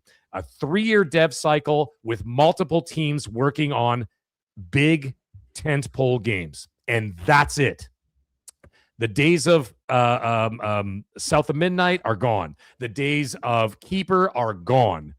You know what I'm saying? Like, you see that, like, your Banjo-Kazooies, you can forget about it. Like, that's not going to happen. Yeah. It's going to be those 5 or 6 big tentpole titles worked on by those studios and cranked out like a sausage factory, very much like how Activision has been rolling Call of Duty with what is it? 3 different main teams, I'd like to say, with several support teams helping along so that they crank out a Call of Duty every year. Now, I'm not saying they're going to get an Elder Scrolls out every year or a Fallout every year, but it'll be on a 3-year dev cycle, because she specifically said herself, from her lips, ladies and gentlemen, by the way, I wish I had my soundboard here, from her lips, she said, we need to get the big titles out, I'm paraphrasing, obviously, in a faster, more timely manner. And the only way to do that, and like I said, read between the lines, she is designing the entire Xbox division like Activision. And that is what you're going to see, a 3-year dev cycle, and you're going to have, like I said, those big titles coming out, and that's what's going to happen. And those teams are going to get lost in the mix. New Doom, forget about it. I don't think you're going to see that either. Quake, the only thing I could see from Quake is going to be remakes or remasters of the originals, that kind of thing. We'll see how that goes. And then, of course, then depends on performance beyond that. Then you'll see that. But that's what I'm thinking is going to happen. It's going to be designed so that the entire company runs the way Activision has been running their division, because they're the division, regardless of the fact that they may have lost upwards of, let's say, $300 million in prospective sales because of Game Pass on Black Ops 6, or excuse me, Black Ops 7. And then they're looking at, but what have they been doing? They have been providing revenue for the company, and she's going to design it after that. That's what I'm thinking. It's all going to be designed the way that Activision has their business model designed. So you guys are not wrong. So, which is what they should have done when they bought it in the first place. Mm-hmm. Well, yes, agreed. Yeah. Agreed. That's something that should have happened in the first place. But the thing is, at the end of the day, you can't blame this the situation that happened here. This is something that happens with social media. You guys know how it goes, right? Social media, especially Twitter, and then when it comes to YouTube comments or whatever else, or even YouTubers, everybody's looking for a singular answer. So the problem is there is no such thing as a singular answer. I mean, if you apply this to real life is not a singular answer of, well, the reason why this happened is because of that. No, there are several answers here, and the answers are. You could blame the developers. I see it on social media, especially Twitter, right? You see people like, well, fuck those devs or whatever. They weren't doing this. Yes, there's a little bit of that. But there's also a lot of it has to do with management, especially bureaucracy with 14 levels of management. The left hand doesn't know what the right hand is doing. And these are the breakdowns because of corporate, we'll say Western corporate, infrastructures when it comes to business, is that it takes too long to get through all those different facets of the management positions. And as a result of that, it takes 7 years, 8 years, 9 years, and the games are not out yet. And that's another reason why. So do you blame the developers? Well, there's a little bit of that, but there's a lot of it has to do with management. A lot of it has to do with, like, you have to know how to wrangle in the cattle and bring them in and say, guys, we need to focus on this, that, and the other. I brought him an example the other night where I talked about, I think it was on actually on XNC. It was myself, Colt Eastwood, and Jez Corden were there. And I said, the thing is, we all have to hearken back to that documentary about God of War. You remember the documentary, BRAP and David, and Gaming Legend? You guys remember that? Yeah. What was it called? Finding Kratos or Raising Kratos, whatever the hell it was called. Raising Kratos, yeah. Right, Raising Kratos. You remember when Yoshida walked in and he goes, this game is dog shit. Yeah. He's like, fuck this. No, man, we're not doing this. We're not doing this. Start over. I don't know. You need that man or woman in that position in Xbox for the last 6 years, and there hasn't been that person. The problem is, I feel that Phil, as nice as he was, and I've actually spoken to him more than a couple times personally, and the guy's a very nice guy, whatever else, but I think he was too nice to the point where he wasn't able to wrangle it. Matt Booty, no different, is that not being able to wrangle in your employees and say, guys, listen, we need to have a focused, laser focused experience that people want to play. But there also has to be the person with the eye. And what I mean by the eye is that you have to have that person that sits there and goes, this is not fun, or this ain't it, or whatever, right? And so there's a lot of that too. So like you can have the developers working on all this stuff, but there has to be accountability. When they say we need another year, well, another year is another year of salaries, another year of benefits, another year of maternity leave, another year of, fill in the, everything else, right? It's going to cost if they need another year, that's another $40 million. That has to be wrangled in, and that wasn't wrangled in for 6 years. And as a result of that, now when I had some people pushing back on me, by the way, on XNC in the chat, and they're saying, well, Meg, it wasn't like 9 years or 8 years for State of Decay. I'm like, did the game come out? It's still coming out another year from now. So in fact, from the announcement till the actual release of the game, it's still 7 years, or Fable even longer, 8 years. This cannot happen. So I think at the end of the day, it all boils down to the management not being able to focus the herd, so to speak, or the staff, and put out not only just a product, but put out a product that people actually want to engage with. Yeah. That is the biggest problem. And that's what's been happening. And I think that at this point, that's why Asha is trying to shave it down from 7 years, 8 years, 5 years, 6 years, whatever, down to 3. So that if it doesn't hit, the next one comes right out right after it. So it's going to be a faster, steadier release, or steadier cadence of games that come out. And if the one doesn't hit, then hopefully the next one does, and whatever, and on and on. But it will be the same 5 or 6 titles across the board. If you're looking for the diversity, I think the diversity in terms of titles and gaming experiences is done. They're modeling it after 2 things: Hollywood and ABK. Sorry, that's all. Meg, just a question for you. Sure, let's go. In that scenario where they're effectively, you got your 2 big studios, your Bethesda and then your ABK. Yeah. What would they consider pushing out as an exclusive? Because a lot of those games are, multiplayer, right? Would it be more of the Bethesda types? You see, that's a whole other situation. I don't think I have a gentleman's bet with Colt right now that I'm saying that absolutely that Elder Scrolls 6 will be a multi-platform title. And because it has that wide reach, we all know how Elder Scrolls did. Now, the thing is, you also have to look at the performance of the games. You look at Oblivion, the remake that happened, right? The majority of the sales of that games was not on Xbox. It was actually on Steam. Right. And then, and then next in line, you've got PlayStation, and then you've got Xbox. So when you look at that, they're a company of metrics and analytics. We all know this. We all know this by now. That's how large corporations work. They don't work on hopes, feelings. They don't work on rainbows and lollipops. They work on metrics and analytics. And when they look at those numbers, they don't care if you're screaming. Look at what's going on with Sony right now. For example, like, I don't want to bring the whataboutisms, but like if you look at Sony right now with the physical and digital thing, at the end of the day, and I said it right from the beginning, I said Sony don't give a flying fuck about whatever things on Twitter, people posting pictures of they're looking at the metrics and analytics, and they're saying 80-something percent, 90%, 84%, whatever. I don't know if you guys saw this, but Capcom actually posted something about it, and they said that I think it was 90-something percent, 92%, something like that, of people bought their games on digital. Right. So a lot of the studios are saying that. They've been saying it for a while. Like even Strauss Zelnick has said, like, a majority of our sales are digital, and that's the future. They've been prepping us since like 2017. Right. So, now, the thing is, I don't like the idea. I don't like the idea of customers not having a choice. I certainly don't like the idea of having, being funneled into one area. I don't want to get off topic here. I was just bringing it up as an example of they don't care how you feel. They're looking at the numbers. So when Sony responds with a fighting stick after 6 days of silence, I thought that was hilarious. Like, I laughed about it. I thought it was really funny. Some people got really mad at me for laughing, but I'm like, guys, that's kind of funny. I mean, it's kind of funny that that's how they reacted. Like, by the way, here's our fighting stick, because everybody was looking for a response from Sony, thinking that they're going to have these parasocial relationships that they have at Xbox. They certainly do not. And they're like, listen, this is our stance. And the thing is, they didn't make that decision like yesterday or like, June 30th.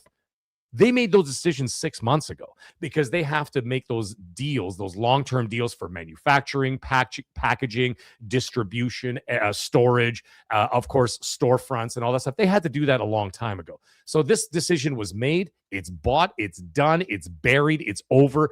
That's the way it is. So as of January 2028, that's the way it's going to be for Sony, and on and on. And the rest of them, I guarantee they're all going like this behind the scenes going, yes, because they're just waiting for someone to pull the trigger.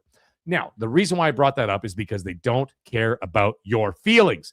It's all about the metrics and analytics. And when Asha, going back to Xbox now, when Asha's looking at the metrics and analytics, she's seeing where all the traffic is going. And the traffic is going to those bigger titles, those 5 or 6 titles, okay, that I had already previously mentioned and you guys previously mentioned on the show.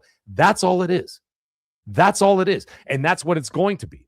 And that's what they're going to focus on. I mean, even Sarah Bond, before she was, unceremoniously left the position, she said the same thing. What did she say? You guys remember that? It was in the fall of 2025. She said, we're going to focus on the bigger tentpole titles that bring in the crowds, or whatever the hell she said, right? She said that then. And now Asha is actually echoing the same thing that she said without actually saying it.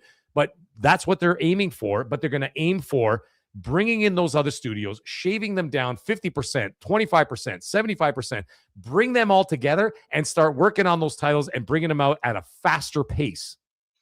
Yeah. And that is all it is. And it's just going to be shoveling it into your face as fast as humanly possible so that if you don't like this one, well, it doesn't matter because the conveyor belt is coming and the next one's coming. Consume that instead. Because at the end of the day, when it comes to Western culture, I hate to say it, but Western culture has now become consume, consume, consume. You guys remember the game Little Nightmares? You guys remember that shit? Okay. What was that game about? It was a social commentary about Western society and their overindulgence in consumption. Right? And you see, like, your little characters running around on the screen. And what did you see? These big fat slobs all shoveling the shit in their mouth or whatever else. And that was what it was about. I actually talked to some of the developers who made the game, and they said that was what it was about. It was about mirroring the Western culture of constant consumption of whatever it is, product, food, entertainment, that kind of stuff. And they're falling right into line with that. You see, you know what I mean? And like they're falling right into line. So like that when you see this business model happening at the expense of, thousands of people's jobs, never mind the id Software and all the coders who've been doing what they've been doing, they'd let them all go. They're doing it for constant consumption in order to get more engagement at the end of the day and build more money and more money and more money. Satya himself said it. We are not subsidizing it anymore. When he said that 2 weeks ago, before Asha revealed that 64 cents on the dollar was being lost on investment, that's what Satya was talking about. He didn't say it, but she did. And that's what it's all about. They're no longer going to be doing that. And so in order to do that, again, it's going to be risk averse, AAA, 10-pole titles, 5 or 6 titles, and that's all there is to it. And they're going to model it after ABK. Mark my fucking words. Excuse my language. So then what's the plan for Helix if that's still happening? Or, how are you going to... I have no doubt that Helix is still going to happen. I have no doubt. I know that a lot of people are saying, oh, it's not happening. It's not happening. No, they're still going to release hardware. I still believe that Helix is still going to come, whatever they end up calling it. Whether it's going to be affordable, that's the funny part. I actually mentioned this about, a year ago, BRAP? You were there for that. I mentioned that about a year ago where I said that Helix was going to be, well, Sarah Bond herself and Phil Spencer themselves said it before they were, gone from the equation. What did they say? It was going to be a high-end curated experience, is basically going to cater to the hardcore. There's no way that the casual market was going to look at that and say, yeah, no problem. $1,200 US or whatever, or $1,000 US. Yeah, I'll buy that. I mean, look at Steam. Look at the Steam machine. Look at the sales now of even PS5 and even the Switch 2. The Switch 2 is failing in Canada. I don't give a shit what anybody says. Switch 2 is failing in Canada. They're literally sitting in stockpiles up in all the stores because no one can buy them because they're $900. No one's buying them. Here. Yeah, no one's buying them. I mean, I have one because I got a great trade-in on the Switch OLED, and I traded a bunch of shitty games, and I happened to be there the day that they had a 2-for-1 deal, so you got 50% markup on trade-ins. That's the only reason why I have a Switch 2. Now, I love that thing. I love it. I love the Switch 2. It's great. but I never would have bought it with, if I were to buy full price. The funny thing is, everybody that I know that want to switch to, none of them own it except for me. And that's within my hemisphere, within my circle. Nobody else owns it because it's too expensive. And so now when you look at that, now the internal numbers for the Helix originally, when they talked about it, this is before Asha Sharma. This is when Phil Spencer was there. The internal, it was part of one of their town hall meetings. They talked about it, and they said that they're expecting between 10 million and 12 million sales of a Helix. And this is, like I said, before Asha. And now they're looking at 10 million and below. Okay, so what you're doing is you're catering to the hardcore. Everybody else, they're looking for that all digital, by the way, I like to point out, folks, the all digital future of cloud. And that will be the access point for everybody moving forward. But their problem is a whole other problem. I don't want to get into that topic unless you want to, about optics and their future and the real battle that they have to face. It's not about the business strategy. Their new battle is going to be optics and dealing with, every time you type it, like, for example, if you type in Xbox in Google, I can find 15 articles in a row that are all negative, right? You could say Xbox tax. Sure. Some of those, most of those self-inflicted wounds, absolutely. Right? But you have to look at all these things, and that's what I'm talking about. So Helix will come. People will buy it, very much like the ROG Xbox Ally X. People did buy it, and they're like, oh, it's sold out. Yeah, okay. Well, when you only had 250 available on the website in the Spanish, the Spanish Microsoft website, sure, you could put that as a buzz piece saying it's sold out. But I don't know, man. I'm just telling you, it's just the access for the future is going to be a digital future for them as well. It's something they were pushing for, and they're going to look at access points as opposed to hardware for the majority of their gamers moving forward. I hope that answered the question. I don't know. Did that answer the question, Ledger? I mean, it did. It makes sense. They're a software company and they have Azure, so it would make more sense to be cloud-based for whatever platform. Yes, if it takes off. Yeah. You remember? Okay, Ledger. Think about this. You remember back in 2013, they were already talking about the cloud then. Oh yeah, they've been talking about Windows. They're basically getting to where they wanted to go since Satya took over. Right, and they're happy. By the way, they're super happy. I'll tell you that right now. They are super happy that Sony was the first one to come out first and say, by the way, in a year and a half from now, we're going to go all digital. They've been trying that forever. Now, let's also not forget, in 2013, physical discs were still prevalent. However, that being the case, they were still trying to cut out the secondhand sales, third-hand sales, fourth-hand sales with the DRM situation, right? And so, because of that, that was the first stone being thrown to an all-digital future. All you have to do is just follow the breadcrumbs, guys. 2017 Game Pass, all digital. Series S, all digital. PS5, $100 cheaper, by the way. As same with the Series S, all digital. Why were they charging $100 less? Do you think it was because of the disk drive? No, they were trying to entice people to an all digital future. Same with Game Pass.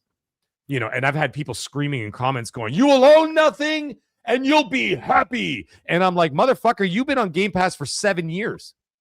You literally own nothing. And I'm like, are you happy? He's like, yeah. And I'm like, well, then you're literally just contradicting yourself. So stop that bullshit. And to be honest, one of the examples that I use is when people say you own nothing and you'd be happy. Like, that's actually my house, because technically I don't own the land. It's my house. Exactly. The government can come with eminent domain and just take it. So, okay, what's well, think about your music. Yeah, exactly. Legend. Think about your music. I have curated lists on Spotify. I own none of it. Yeah. So Spotify just said, by the way, tomorrow, fuck you. I'm like, oh my God, I lost all this music. And I have great music on there, folks. I found a box of CDs last summer, and then I'm like, I want to play some of these. It turns out I don't have a CD player. Well, there's that too. Yeah, like for example, I still have my my physical copies of the Lord of the Rings extended edition DVDs, whatever. It's like 24 discs or whatever. I have nothing to play it on except for my Series X. And even then, they have like this whole like regional bullshit, whatever. You have to get this app or whatever in order to play this. I'm like, well, forget it. I'm not going to do it. I just have the disc because I like the box sets. Anyway, the point is that they've all been angling toward it. Sony as well. Xbox as well. Nintendo with those little, you know, what the hell they call it? Those little digital chiclets. You know, they had those little like digital cartridges you can buy or whatever. Like, oh well, you could look at your cartridge on, you know, on the screen. Same shit. They're all angling towards this, and they don't want to do physical anymore because it's costing them too much money. I spoke to a regional distribution manager for Best Buy, who's a friend of mine, and we talked about it. And I said, you know, with these bargain bins and all this shit and whatever else, what are you guys gonna do with that? And I said, he goes, do you know why we have those? This is a fact. I said this on XNC on Monday. He said to me, he goes, you know why we have those? And I'm like, why? He goes, because nobody buys them. He goes, they just sit there. And he goes, eventually we started shaving it down. Now, I went to EB Games, by the way, today.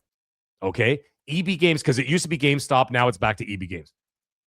I should have taken a picture. I'm such an idiot. But I'll go back. It's only 5 minutes from the house. I've taken some pictures. I went to the one in Mississauga. Oh, you're in Mississauga. Okay, so I was at the Ledger. I was at the Oshawa Center. Okay. Okay. All right. I'm exposing myself, folks.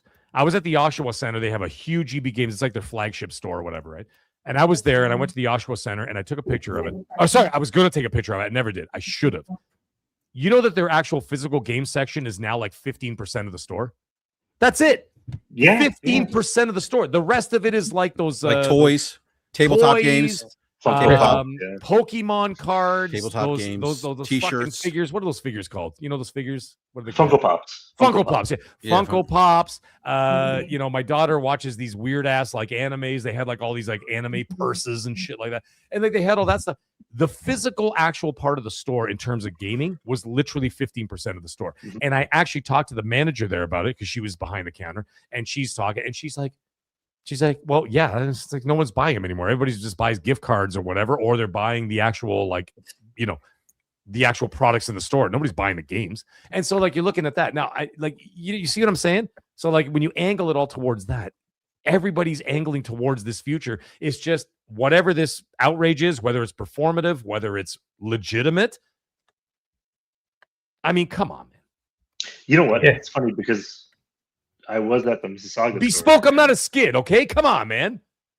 Jesus Christ. But yeah, so I actually took some pictures and posted it on X a few days ago. Really? Yeah. And I did talk to the manager. I was like, with this, I was just curious. I was like, what do you think of this news from Sony? And they're like, well, you know what? Honestly, people come here and they buy more PlayStation and Nintendo, sorry, not the Xbox gift cards than they do the games. That's your point. That's exactly what the manager said to me. So they're all buying gift cards. So the funny thing is, I told my son had like 8 PS5 games. And I said, dude, I went to his room last night and I'm like, dude, take all that shit. Let's take it to the store. I said, because every day that passes, it's losing value. I said, trade it all in. You're digital anyway, because he game shares with my daughter, right? She's got a PS5 in her room. I live in a house full of ponies, folks. Okay. She's got a PS5. He's got a PS5. Any game that he buys digital, she gets to play it. So whether it's Poppy Playtime or whatever the hell they're playing, all this other shit, all right, they all play it together. And I'm like, listen, get rid of these physical discs. They're going to be useless at some point. You might as well just get rid of it now. And now the thing is, I game share with my wife on the PlayStation. I have Xbox, but Xbox I play solo or with the community, right? I do my Forza Horizon nights and, you know, community game nights, all that shit. And we're going to do that with Halo coming up, and it's going to be awesome. But the thing is, everything else is digital. I've been digital for 11 years. So I didn't mean to like sidetrack this to like the whole Sony thing. The reason why I brought it up is, once again, it was all about it's all about that they don't care. Like what you know, people arguing on Twitter and this and that or whatever. It all comes down to those numbers, analytics, and metrics. Sorry, I didn't mean to go off on a tangent. My bad. No. It's funny you mentioned like the EB Games, like GameStop's like GameStop here is very much the same thing. It is more, you know, toys, tabletop. Like the tables are out. People are playing tabletop games when I walk in the store. Yeah, it's definitely changed. I'm gonna go back to Helix though, because the Helix, sure. I'm not as confident anymore about Helix, and I'm not 100% saying it's not going to happen. I'm just not as confident because let's see, Falky's got a graph here. I'm not as confident about Helix because I just hardware just isn't profitable for them, and I get it. They could probably sell it at a very high cost, right? Where they're not subsidizing. They're not going to subsidize hardware. and they could probably sell to a very small niche of the Xbox consumer. Right. I just don't know if they want to take on that burden. Well, the thing is, though, you also have to cater.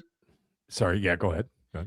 Maybe they do. I just feel like Asha's coming in here with a razor blade and saying, "Look, we're really only keeping the more profitable parts of the business.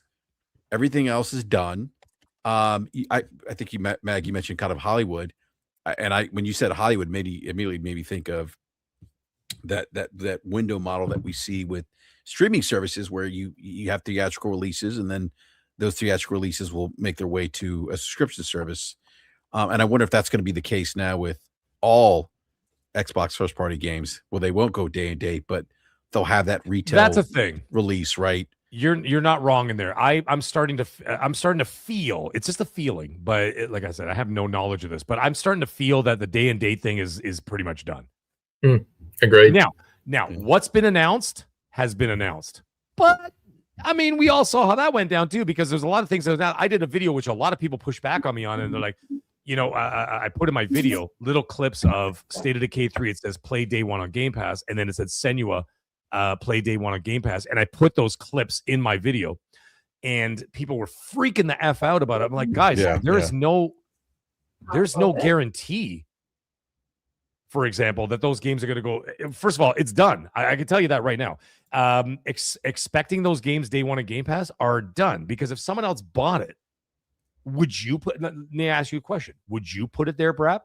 If you're a prospective purchaser, right, and you're doing them a favor, right? Let's say you're sitting at a table right now. There's Asha, there's Booty, and there's you, okay, BRAP, sitting at the other side of the table. You're like this with your legs crossed. You got your frappa fuccuccino, whatever, and you're sitting there and you're going, all right, sell me, right? Because you're doing them a favor, because it's either you sell the studio or you close them, right? So now you have the upper hand here in the art of the sale, so to speak, right? So you're like, all right, sell me. And they're like, okay, well, we have Undead Labs, we have State of Decay 3 coming, this and that, whatever. And I'm like, I don't know.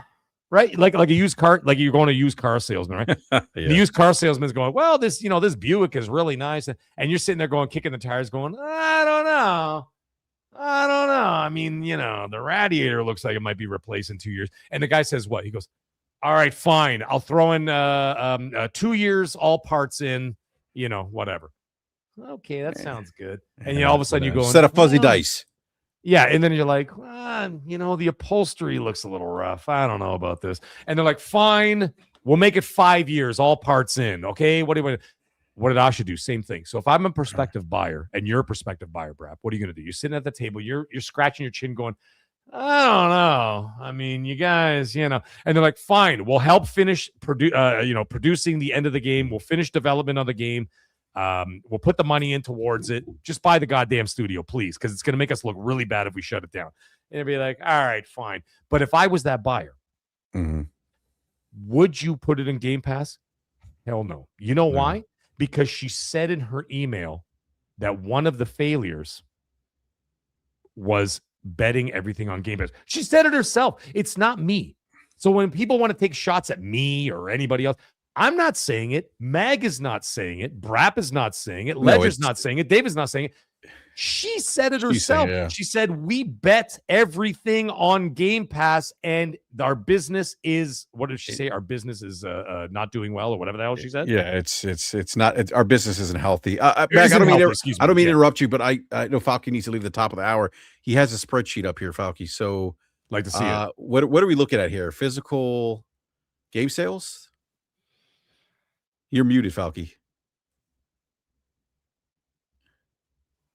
Sorry, this is touching back more on the PlayStation stuff, but as Mag was saying, it's moving over to digital and whatnot. You can see, so the graph here, the bar graph on the left, is showing total unit sales from PlayStation's reports in millions of units, and the dark blue is the sales, and the physical is a component of it. I've got that set as the wrong chart type. Bear with me a sec. That needs to be a percentage chart.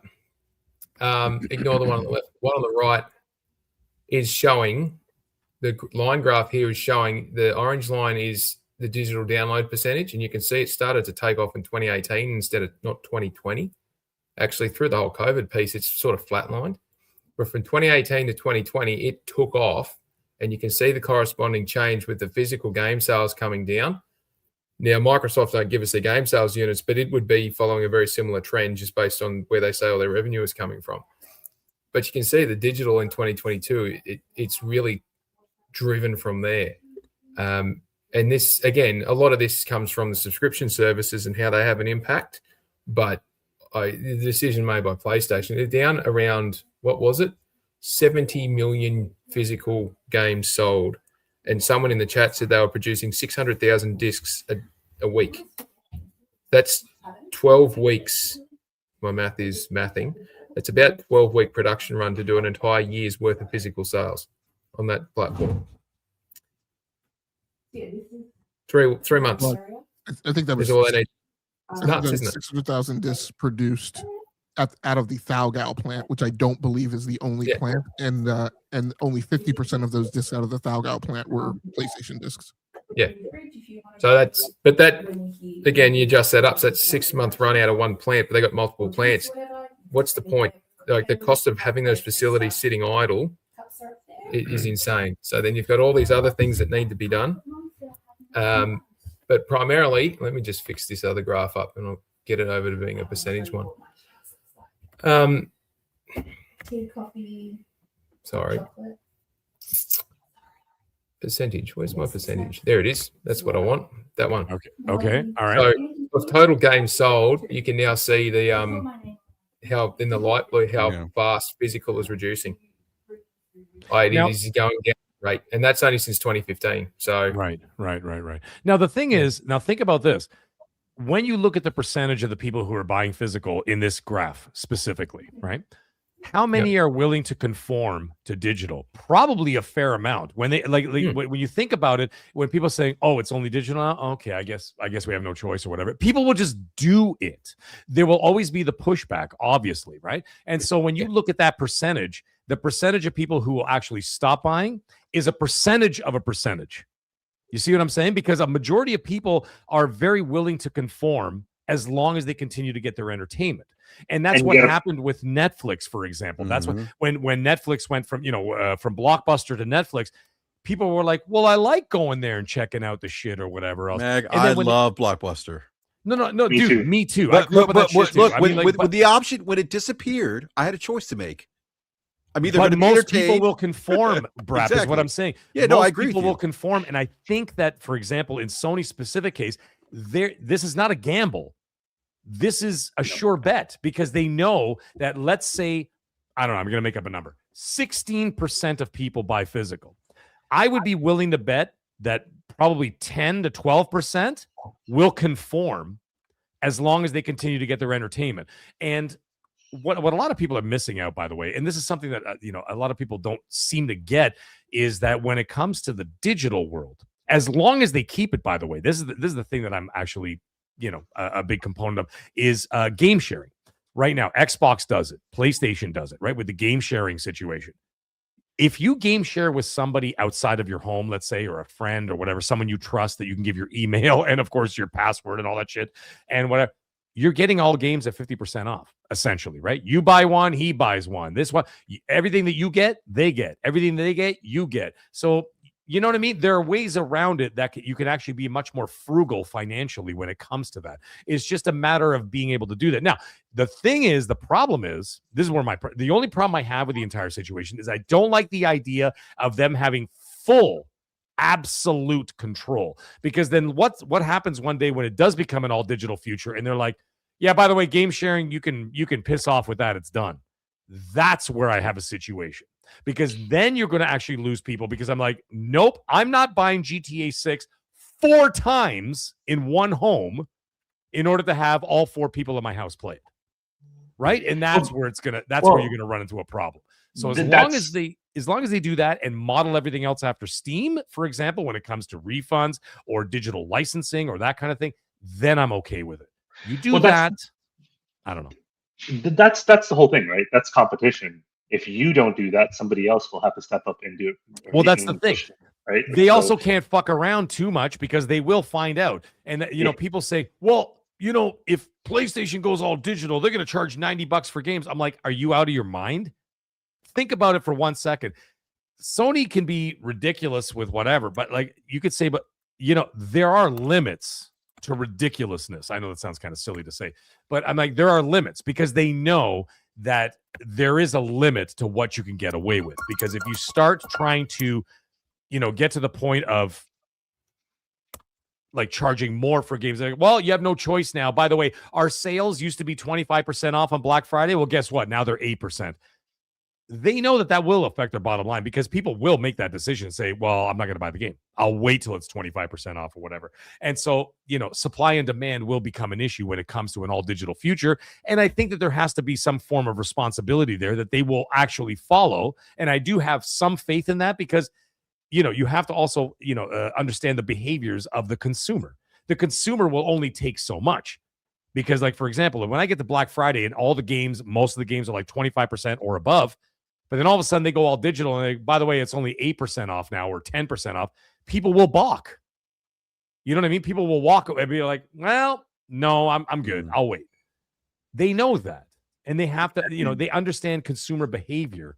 For sure. They'll know the price sensitivity and, it's the old saying, consumers just never look at the cost of anything. They'll just look like in terms of when you're producing something, they don't look at the cost of producing. They just look at what they have to pay, right? So, right. Yeah. By the way, I know David had to leave, but there was something else I wanted to point out about his graph that wasn't factored in there. Is that I was saying the cost of building a physical game, right? Like a physical game, the jewel case, the disc itself. We're also forgetting about the other part of the industry, which, by the way, costs a lot of money because truckers, train drivers, pilots, boat drivers all cost a shitload of money. They make a lot of money. And so the thing is, you also have to understand there's also distribution that was not factored into that. So when you have the manufacturing, the packaging, the plastics, the disc pressing, the wrapping of the package, whatever, then you have to factor in warehouse space. That has to be paid for. Retail space has to be paid for, by the way. And it has to be negotiated with every single retailer. It's not just like, well, we'll send them out and see what they do. No, it has to be negotiated with Best Buy, with Walmart, with GameStop, with EB Games or whatever, right? That has to all be negotiated. On top of that, the freight. The freight is another thing, right? Like I said, trucking, trains, planes, automobiles. It's almost like you're suggesting that people would be adverse to running lines of business that are highly dependent upon fuel. Well, and there's that too. Gas prices Now Game like Logic being closed. There you go. Game Logic brought up something else. In Canada, we also have another tax that's thrown on top of it, right? The fuel tax. That's thrown on top of everything else. When I was dealing with the restaurant industry and dealing with tens of thousands of dollars a week of food being distributed from one place to another, not only do we have to pay for, the freight and everything else, and we also had to pay fuel taxes on top of it, right? And carbon taxes on top of that. So fuel taxes on top of carbon taxes on top, like it doesn't end.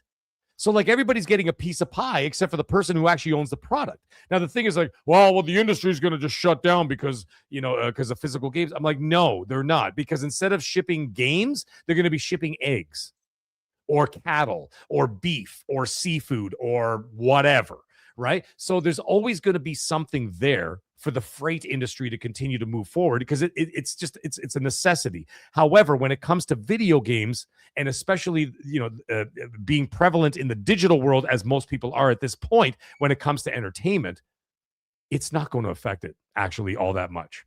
So like I said, instead of the truck being full of GTA 6, oh, by the way, that's another thing. I just like to point that out. How many people, this is a hypocrisy that I love, right? As I mentioned before, there's a little bit of hypocrisy when it comes to you will own nothing and be happy. And I'm like, everyone who said that was on Game Pass. You literally own nothing. Okay? Like I've been on Game Pass. Well, now I'm back on it for a little bit, thanks to Microsoft. I didn't buy it myself. They paid for it. But I'm on Game Pass till November, right? But like before that, when I was paying for Game Pass, I don't own anything. I just have tiles on my screen. But the thing is, how many people refunded GTA 6 after this Sony digital thing? How many people? Or here's my other point of hypocrisy. I'm canceling PlayStation Plus. Yeah, that's cool because it's fucking July and there's nothing out that you're going to be playing multiplayer. Let me see how many of those people reconnect when Call of Duty Modern Warfare 4 drops. Let me see how many of those people stick to their convictions when GTA Online 2 drops, whatever the hell they end up calling it.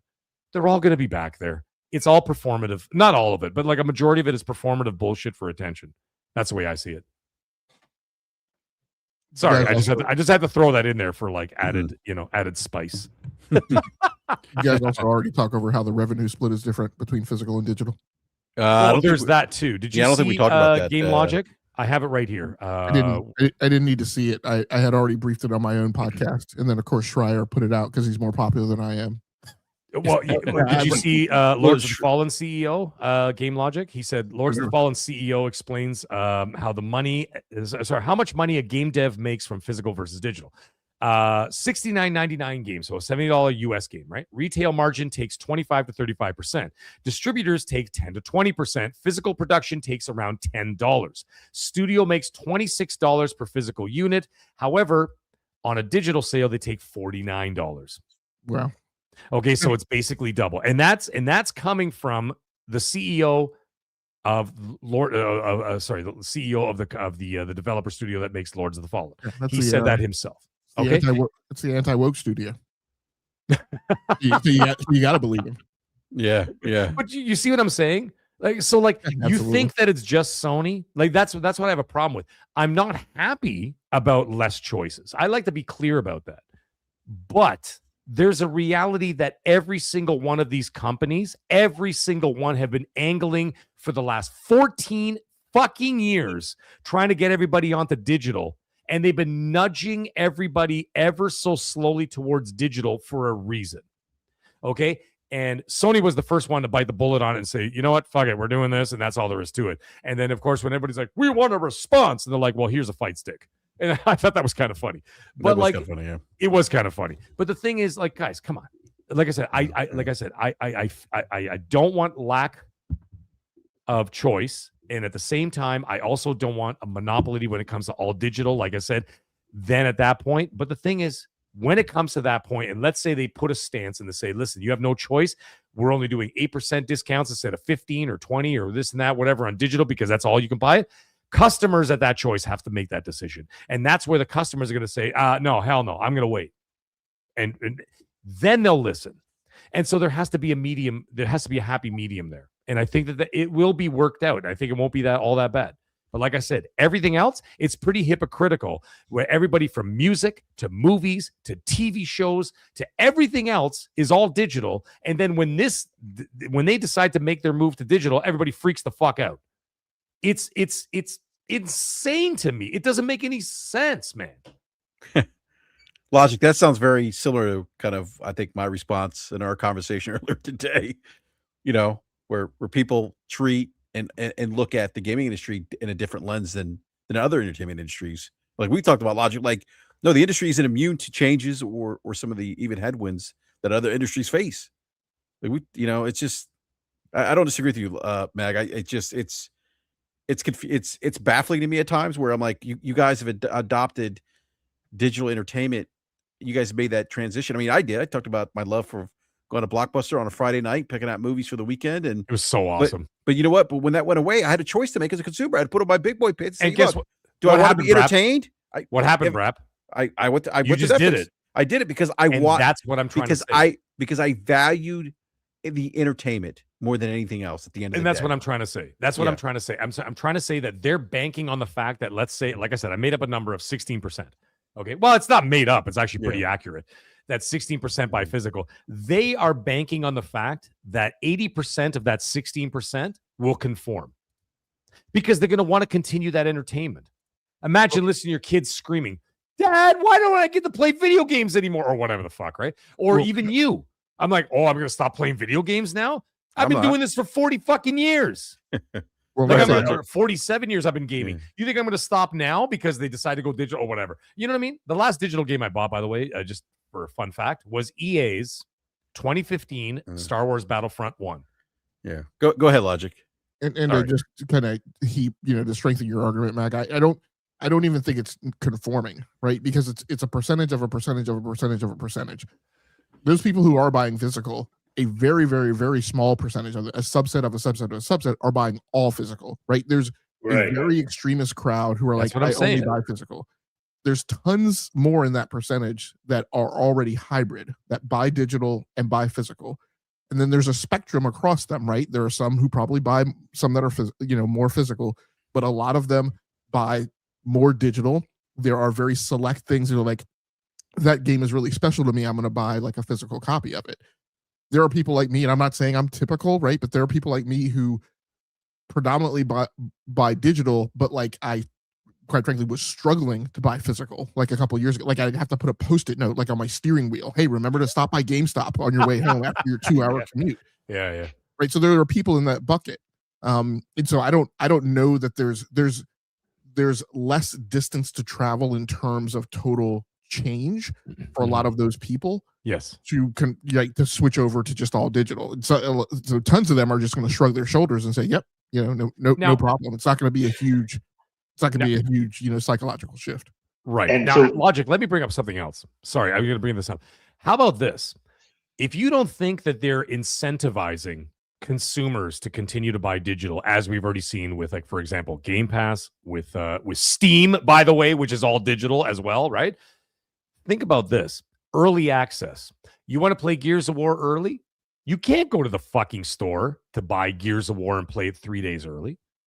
2 days early. What's happening? Have you noticed the trend? And I'm sure everybody on this panel and the chat notices the trend. Jay Slayer, I'm going to get to that comment in a minute, brother. What's the trend? Every AAA game that comes out now, you pay an extra $10, whatever else, you get 2 days early access, 3 days early access, all the review codes that all the streamers get, hundreds of thousands of streamers across the world on Twitch or YouTube or whatever. It's all digital. You want that early access? You want to play Forza Horizon 6 5 days early? Digital. You want to play Gears of War 3 days early and you want access to the beta? Digital. You want to play GTA 6? Digital. You want to play Call of Duty 5 days early? You want to play the campaign early? It's all digital. You can't go to GameStop. You have to do it digital. They've been angling everybody towards it. And the people are, well, not the people. Some people are just so blind to where they're being pushed. They don't see it, like sheep. They don't see that they're being pushed into the stable. They don't see that they're being pushed into the barn at the end of the day. They're just like, well, I'm going this way. You know what I mean? But like, you see what I'm getting at? There's all these, all these different incentives to continue to go digital that you want to play those games early. You want to stream those games early. You want to get those early reviews, whatever, right? And they're pushing you all towards that. And that's something that like people keep ignoring. Like, how the fuck do you not see what's happening in front of your face? I don't get it. Like I said, again, I'm not condoning this, this funnel into one avenue, because that is a dangerous precedent. I get all that. And I do agree with that. And I do feel for that. But I'm saying you can't ignore that they've been doing this for bloody well a decade and a half. And they're pushing you all towards it for a reason. They're trying to gently nudge you with an elbow into the direction they want you to go. And most consumers, like I said, will conform, as they already have. Like I said, with every other avenue of entertainment is all digital. Like, I mean, come on, man. How, like, you know what I mean? Like, how blind are people? They're not seeing it. They're like, oh, fuck Sony and their physical or their digital bullshit. And then in the same breath, they click on Spotify. Like, fuck, what are you talking about? Are you buying the new Pearl Jam on a disc? No, hey, man, when the new Pearl Jam, by the way, which is really good. Records are making a comeback. Click on your phone. You know what I'm saying? Press the button on your phone. By the way, something interesting here when it comes to what we were talking about earlier about those games, State of Decay 3 specifically, and I quote, calls for continued funding and eventual release of State of Decay 3, but will not obligate the game to any Xbox controlling terms. End of quote. That's from the business deal of whoever bought Undead Labs and State of Decay 3. Should I repeat that for anybody who didn't hear that? Calls are for continued funding and eventual release of State of Decay 3, but will not obligate the game to any Xbox controlling terms. That includes the game being available on Xbox Game Pass. Did you guys hear about that? I'm not surprised. Did you hear about that? That was part of the business dealings of whoever bought them. By the way, they're going to reveal in August. Yeah. Go ahead. Who bought the two studios? Is it Meg is going to be a PlayStation exclusive now? Is that you know what? Actually, there's a small part of me, even though Sony doesn't exactly have the money right now. I mean, they have the money, but they don't have the money because, I mean, they had to shave down Bungie because, first of all, I think that was the biggest L that Sony ever took in my entire life. I mean, well, second biggest L. The first biggest L Sony did was not release Days Gone 2. They can go fuck themselves for that because I just got the platinum on the remake or the remaster and the original. The game was fantastic. I don't know how they did not greenlight a second. The second biggest L they ever did was buy Bungie. But either way, they took a gamble, didn't pay off, way too much money. But either way, Sony may not have the spending money to buy a studio, but if I were a betting man and I didn't know anything about what's going on, I would say that Senua and Ninja Theory would be a perfect fit for them. And then as soon as Senua releases an action game, as opposed to like, the Hellblade games, as an action game, release that, get them working on a Heavenly Sword 2. Done. That's a slam dunk. Sorry, it just came up on my feed. It just came up. Steven Totillo talked about it. Hey, Brad, I think. Just 1 second. Brad, have you caught up on all the super chats? No. I want to get some of these super chats here. T Rock 40 $2 super chat says, Brad, are you buying Halo and PS5? Yes. And I've actually, Logic and I have a disagreement about Halo success on PlayStation 5. I think it's going to sell gangbusters. Flop, flippity flop, flip flap, flop, flop, flop, flop. Yeah, Logic says it's gonna flop. CPix 38 $2 super chat says, I still think E-Day's time exclusive. I don't disagree. Let's see what else here. Am I missing any other super chats? Oh, there's a bunch. Oh yeah, Calix Gamer 30, the $5 super chat says, hey, Brap, do you think highly anticipated games will get limited physical kind of like vinyls? Probably not. I don't think so. What else? Let's see here. Street Shadow 20 with the $5 super chat says, Mag is right. The industry will just shift. Even so, these DADC Disc Factory is just shifting to micro lens production for what I know. Street Shadow sent another one. Street Shadow, another $5 super chat. Thank you, Street Shadow. Says, Mag, to be fair, Days Gone 2 was not greenlit by Sony Ben. They said they never pitched it to Sony. I thought you know what? They should have. No, I thought they did pitch it. Sony said no. I'm pretty sure it was. I mean, at least again, I'm not saying Street Shadow's wrong per se, but I thought what I'd read was that it had been. Yeah. Well, I think that's John Garvin. I think 8 John million Garvin copies, dude. I think John Garvin had. I think John Garvin had pitched it, and Sony said no. 8 million copies is not enough. Like, what were they thinking? What are they, Square Enix? I don't know. I honestly, I thought Days Gone was. I didn't play it when it released, but either did I. I played it. John Garvin pitched it to the studios. Okay, so John Garvin pitched it to the studio and they rejected it. John Garvin's very salty about that, by the way. I remember, dude, I'm salty about it. I thought it was. I thought it was actually a really good game. I thought it was underrated. It takes place in the Siphon Filter universe, by the way. I cried twice. Yeah. So, I think we're caught up with the super chats. Yeah, Logic. So I know you joined later in the show. We talked about the switch from digital to physical. Yeah, go ahead. I don't want to interrupt your interruption. But go ahead. I interrupted Game Ledger to point you to the super chat, so I want to make sure Game Ledger gets. Oh yeah. Go ahead, Game Ledger. Oh, I lost my thought. So, but I do I do have to make a move now. My little one's awake, so I gotta go tend to him. Oh yeah, no worries. Yeah, absolutely. All right. But no, thanks for jumping on, Game Ledger. I appreciate it. Awesome. Thanks, guys. Have a good night. Yep. See you. Good night, brother. So Logic, we talked about the switch from physical to digital. I think before you joined the show, we actually were talking about Asha Sharma and the Xbox business and her, just saying like, hey, like the business Xbox business is not healthy. It's operating at margins 3 to 10 times lower than comparable gaming businesses. They're losing 64 cents for every dollar invested. And I think we all landed here. Correct me if I'm wrong, Mag. Is that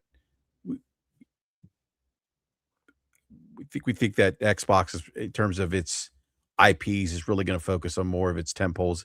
The ABK Bethesda's. I forgot what you labeled it earlier today. Logic, was it I called it ABB, but I'm going to give credit to I guess Warwana, Okay. who appended an A to it. It said that the stock symbol will be ABBA. ABBA. Activision, Bethesda, Blizzard, something like I forget what the A. Fernando will be the CEO. But yeah, go ahead. Yeah. So Logic. I mean, we Mag and I were talking about Helix. So let me ask you, what are your thoughts about Asha's comments about the Xbox business not being healthy? I don't think you're surprised by that. We've been talking about this for years, but what are your thoughts? I mean, I mean, I don't know much else to say other than not surprising. The things that the losing 64 cents per every dollar that they invested since 2020, since this generation, was a statistic that jumped out at me. That's basically like taking $100 and putting it in a savings account and then going and checking it 12 months later, and you've got $36 in your checking account. Because your savings account, because your savings account has actually been losing money, or putting $1,000 into a mutual fund, and instead of your money growing, right, you checking back in your Schwab brokerage account and finding that you've actually got $340, or $360. So it's I mean, I guess you could say amazing. I think the big problem, or the big points to problems, are and we talked about it today, right? Just the ramifications of that. Like you've spent north of $100 billion to slide backwards, is something that investors are definitely not going to appreciate. Why those things happened, and Satya Nadella still has his job and nobody's headhunting for him, I don't understand. I mean, one of the things that I'm really insistent upon is, there is this, I don't know what I want to call it. This, there's this psyop going on as if these are things that they just found out. But I'm like, somebody knew bits and pieces of this. Maybe granted, maybe it wasn't all assembled into one single PowerPoint deck, but like this data doesn't just fall off trees in the middle of the night. Like somebody knew. One person at a minimum that I'm sure absolutely understood what was going on and was pulling threads and asking questions was Amy Hood. And maybe she didn't have the entire picture, but I'm pretty certain that, just on a smell test, right, she knew that there was skullduggery going on and about. So, and then the other flabbergasting thing is, and I think a thing that gets bypassed, I think partially got bypassed because people tried to clown it, right? This appointment of the COO. We're going to lay a bunch of people off and we're going to fix the problem by now hiring yet another executive. And I understand that sentiment, but the ramifications of the fact that that business unit, which was north of 22,000 employees, has historically run without a COO, meaning that there was no singular one person responsible for P&L, that is a shocking revelation of a lack of governance and just normalcy in how a business normally runs. And what that must mean, from what I've seen, and so what I'm, the picture that's being painted in my head is that responsibility for P&L was atomized between Phil, Sarah, and Matt. Maybe it all rested with Phil. But people who don't understand what a COO does, there's this term we use in business where we call them the line, right?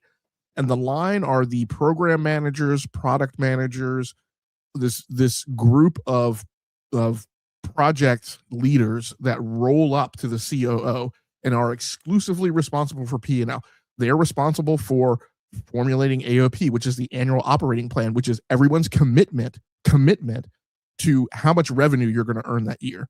And it's based entirely on a very, very granular and deep understanding of the business that you were supposed to be running. And so without a COO, without a helmsman, like overseeing and managing all that, what that tells me is that P&L was just a side hustle. I mean, it was just a pickup game. It was a game of pick 'em up, bust 'em up, like in the middle alley, right?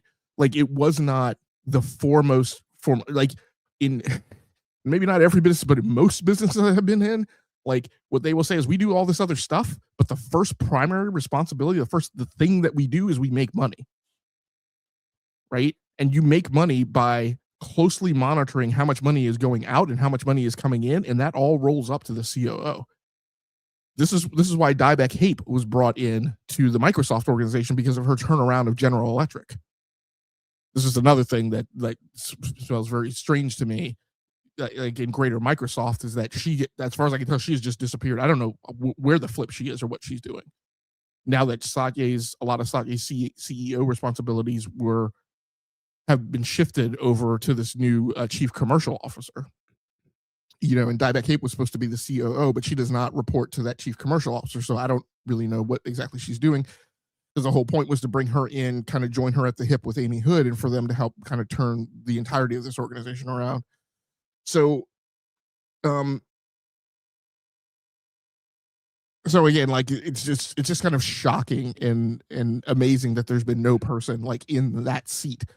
And like I said, that means that like nobody, I mean, and when we look at the GOT, when we look at Phil and Sarah and Matt, I mean, it's patently obvious that like between the three of them, they didn't have the time management and the discipline, and certainly the fiscal discipline, to really manage even the duties and responsibilities that they had, much less to closely monitor P&L. And as far as I can tell, everything that I've seen doesn't tell me that formulated like 51%, right, of their total time on tasks. They were occupied doing other things. So, I mean, a COO coming in is probably absolutely what they needed, given that there was just no one doing that.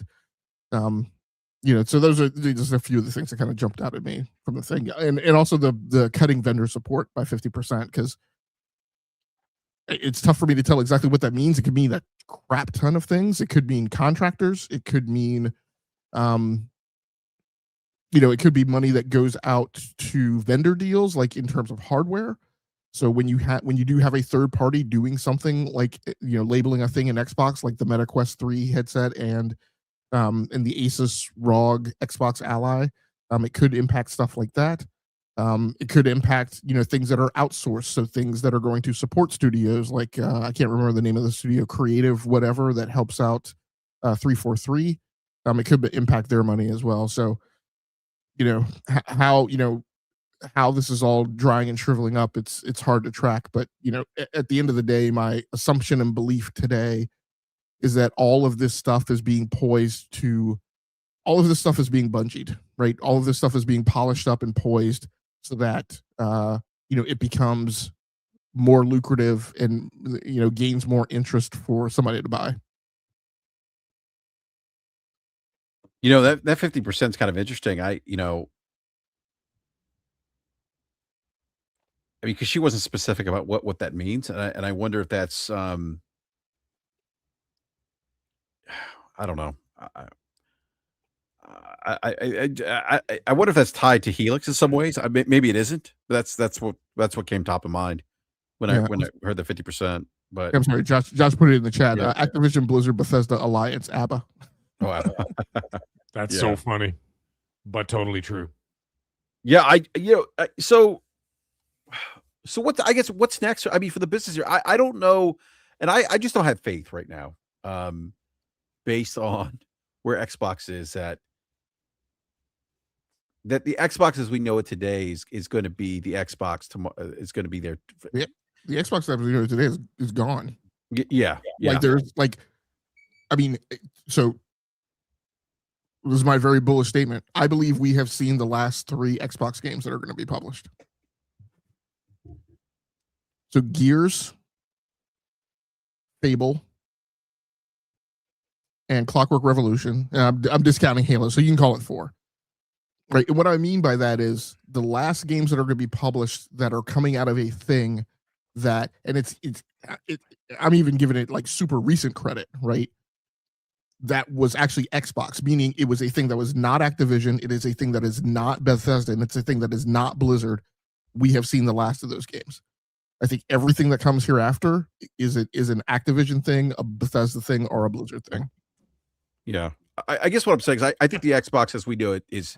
That's what I was saying. Yeah. Before Logic got here, it's like literally it's going to be 2 conglomerates, Bethesda and ABK, and they're going to be the 2 studio. That's Xbox. Yeah. And then everything else, which we've already been seen shaved down to almost nothing. Well, at least for some of them, id Software specifically. And then of course Obsidian got shaved down 25%. They're all going to be support studios for those big ones, and they're going to release the 5 or 6 risk-averse AAA tentpole titles, and they're all going to be the support studios in order to get them out, and they're going to be released in a timely fashion, very similar to the business model of ABK when it comes to Call of Duty. It's going to be every 3 years. She, like I said, she said it herself. It's not Mag saying it. It's her. She said, we need to get these titles out faster, were her exact words. And therefore, I think she looked at all the metrics. Everything was put in front of her desk, and she looked at all the numbers and everything else and said, you know what? The only ones who are actually succeeding financially in terms of performance and regular cadence has been ABK, specifically when you want to talk about Call of Duty. Yes, you can go into the World of Warcraft thing and the Blizzard thing, whatever, but let's talk about Call of Duty. And she's looking at that and says, we need to fashion it after that because that's what's working. I'm telling you, that's what it's going to be. It's basically going to be the entire company is going to be run like ABK. So Mag, let me ask you, and that tracks with, I mean, things I've heard, which is that post-acquisition, that there's been a lot of cross-poll of executives who were heavily handed in like that, the maturation of that whole framework from Activision into like the chain of command, right? That is Xbox. But let me ask you, and I think it was, I can't remember if it was you, Josh, or if it was, again, this is another thing to be credited to Warwana in Thrifty's Discord who asked, I think it was Warwana. I think Josh participated in that conversation as well too. But Warwana brought up a really good point that made me think, when we talk about that working, here's one of the concerns that I have. I mean, so first of all, maybe it points to why id was chopped so much, which is that Doom the Dark Ages did not do explosively well. And correct. I think one of the things, and I've had my nit with Forza Horizon this year, and I've brought this topic up with a slightly different angle, right? When I talked about kind of the generationality of studio heads and studios that are cults of personality. What that does with Xbox, who I'm going to shortly stop calling them Xbox. I'm giving you a little deference tonight, Mag, but hereafter I'll be calling them ABBA. The things that they are going to crank out, like here's my opinion. So we see Doom the Dark Ages did not work. I think it's not going to be too much longer before Forza Horizon stops working. I think a lot of people got like introduced to that franchise like via Game Pass. But the fact that, like, so from my perspective, who's like a person who heavily plays racing games, who has played the Forza franchise for the entirety of its 21-year existence, right? When I look at Forza Horizon 6, this is the 4th time out of the gate where we have predominantly been on the same design paradigm since Forza Horizon 3. And it is a palette swap into another country. I have tons of other criticisms, but I won't go through them all tonight. But so we're in that same paradigm of like, we're cranking out the same thing. Here's my big one, Bethesda. Bethesda's going to put out Elder Scrolls, and the kind of bullish thing that I said today is my prediction is Elder Scrolls 6 will do nothing new. It will be the exact same thing that we've been playing since Morrowind. It's going to be on that creaky ass variant of the creation engine, and it's going to do exactly the same thing that Starfield did, which is present us nothing new and be blotted with the same bruises and bad looks that engine has, and it's going to be built in the same creative style that Todd Howard keeps going back to the well in. So my question is, if that's what Xbox becomes, how well is that going to do? How much traction is that going to grab? Because my thing is, I think those designs, like all of those franchises are based on designs that we've all been playing for 20 plus years. And I believe people are getting tired. Like the reason BRAP and I keep going to blows, right, is because I keep telling BRAP, Gears is the same thing. Halo is the same thing. And we're seeing that rock, you can throw it one time and skip it across the pond, but the next time you throw it, like in the 2020s, it's starting to sink, right? It doesn't skip. Mm-hmm. So my question is there some perishability? Is there some lack of distance, right, in knuckling down on those franchises, right, within the design house that is now ABBA? Well, the thing is, great question, by the way. I think it all boils down to performance. And I don't mean like the nuances of like for example, like the the engine that they're working with, and if it's even the game design itself, like you mentioned with Forza, like for example, it's like game after game after game. It's like the same idea, just different location and all that kind of stuff. It does get old after a while. However, there is a counterpunch to that logic, and the counterpunch is Call of Duty. And Call of Duty has literally been the same thing for damn near 2 decades, but it continues to produce a ton of money because it has an addictive game loop. So if they can maintain an addictive game loop that people will keep going back to the well, they will keep going back to the well because it's literally supplying them with money, right? It's supplying them with success. And that is a thing. Like, for example, even Forza Horizon 6 that has just come out now, it's Japan, yes. But the thing is, it's kind of funny. Like I play Forza Horizon 6. I played quite a bit, and I do a ton of community game nights or whatever. But if I were actually to sit down and look at it and analyze the game and, really sit back about, it's the same thing over and over and over. I'm going through the checkpoints, I'm going through the flags, I'm going through for whatever. And to me, it doesn't matter whether it's Mexico, Japan, Australia, Canada, whatever. It's the same thing over and over. But the thing is the game addictive? Does it have a loop that people want to continue to dip back into that well? Then they will continue to dip back into that well. Again, I hearken back to Call of Duty. Call of Duty has been, of course, with some changes here and there. Like if you look at, like, for example, Black Ops 1 and 2, Black Ops 1 and 2 went off a little bit off the beaten path, so to speak, and had a very interesting and intriguing storyline that had people going back. But when it goes to the multiplayer, it's literally the same shit, different day. Right. But the thing is, if it's addictive enough that people want to continue to go back to, like Candy Crush, okay, like Minecraft, whatever, they will continue to invest in that until the well runs dry. So what I'm thinking is that they will continue to invest in those titles until it completely runs dry. And then hopefully between now and that point, they will find something else that people get addicted to. And then you know what they do? Then they just sort of drop it like a bad habit, forget it ever existed, move on to the next thing, because they are literally following the behaviors of the consumer. Because consumers, in terms of their consumption, are, I'm going to do this until I'm bored. And as soon as they do that, it's a very ADHD thing. They go, all right, fuck it. And then they go on to the next thing and they just forget the other thing existed. It's just consume, consume, consume, consume, as long as it keeps you busy.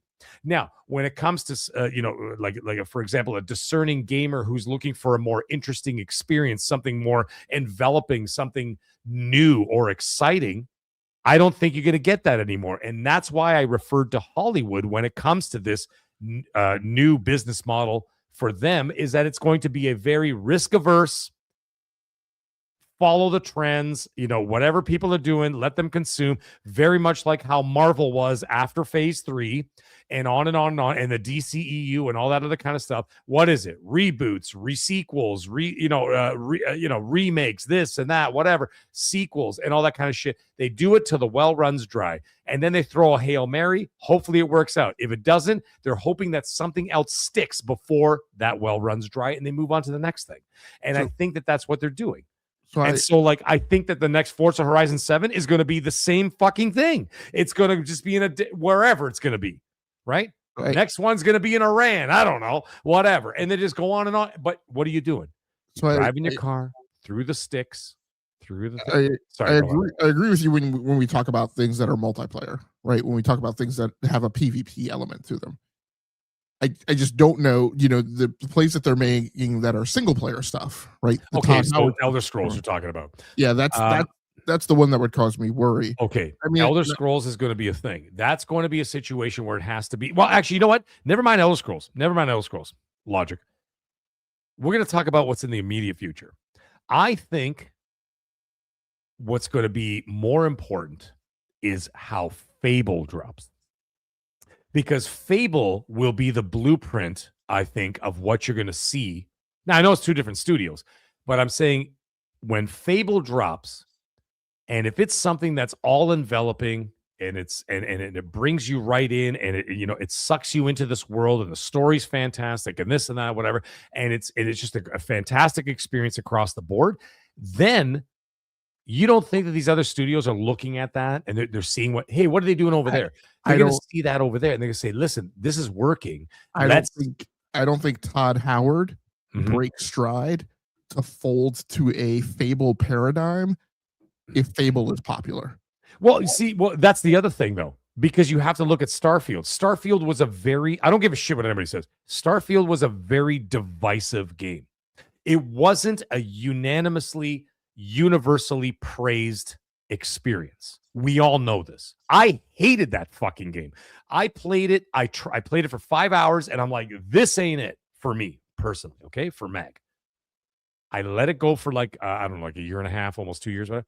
Then they had that 2.0, whatever. I'm like, let me try it again. I tried it again. It was the same shit. I'm like, nah, I can't fucking do this. It's not good. It's not taking me in, and that's sad for me to say because I'm big on open world games, open world experiences. I know some people might think that I'm crazy for even saying this, but Ubisoft, some of the best open world gaming developers on the planet. I think they're fantastic, and the fact that I'm going to be playing Black Flag tomorrow morning, I'm super excited, right? Although I could play it in 17 minutes from now. But either way, the point is that I'm super, they do a great job of that, and it brings me right into the world. Starfield did not. So if Todd Howard does not take that critical feedback of what happened with Starfield, like I said, you can love it. I know a lot of guys in my chat and on my channel, they're like, and a lot of my maggots and channel members, whatever else, they're all like, dude, I put 378 hours into the game or this and that. I'm like, hey, that's awesome. I'm glad you had fun. But they're not lost on the fact that it was a very divisive game. If he's going to approach Elder Scrolls 6 the same way, you're going to have a problem.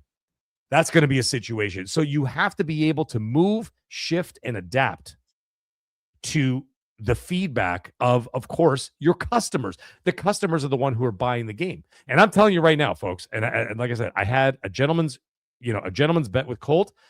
Elder Scrolls 6 will not be day one in Game Pass at all. I'm telling you, I have it clipped.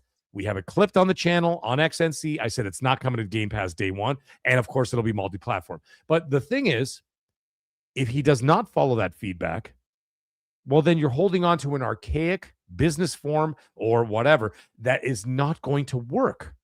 And you can't do that. And I don't think as much criticism as Asha's facing right now for decisions that are made or whatever else, or people praising or whatever, I'm telling you, I don't think that they're going to settle for that. I don't think that she's going to sit back and says, I don't need a Starfield, 2 from Elder Scrolls 6. We need an experience that people want to play. But I think the litmus test is going to be Fable, because when Fable drops, being an giant open world RPG, whatever, that's going to be very reminiscent of the Elder Scrolls series. That's going to be something I think we should all be paying very close attention to that. That's the way I see it. Noisy mofo, cut that shit out in the chat. Sorry. My belief is, I agree with you that things are going to change, right? Things are going to move in different directions. My belief is Todd Howard is not going to adapt, in the same reason that, they refuse to get off of Creation Engine. Well, that's a thing. That's a thing. Yeah. Yeah, that's a bit of a thing.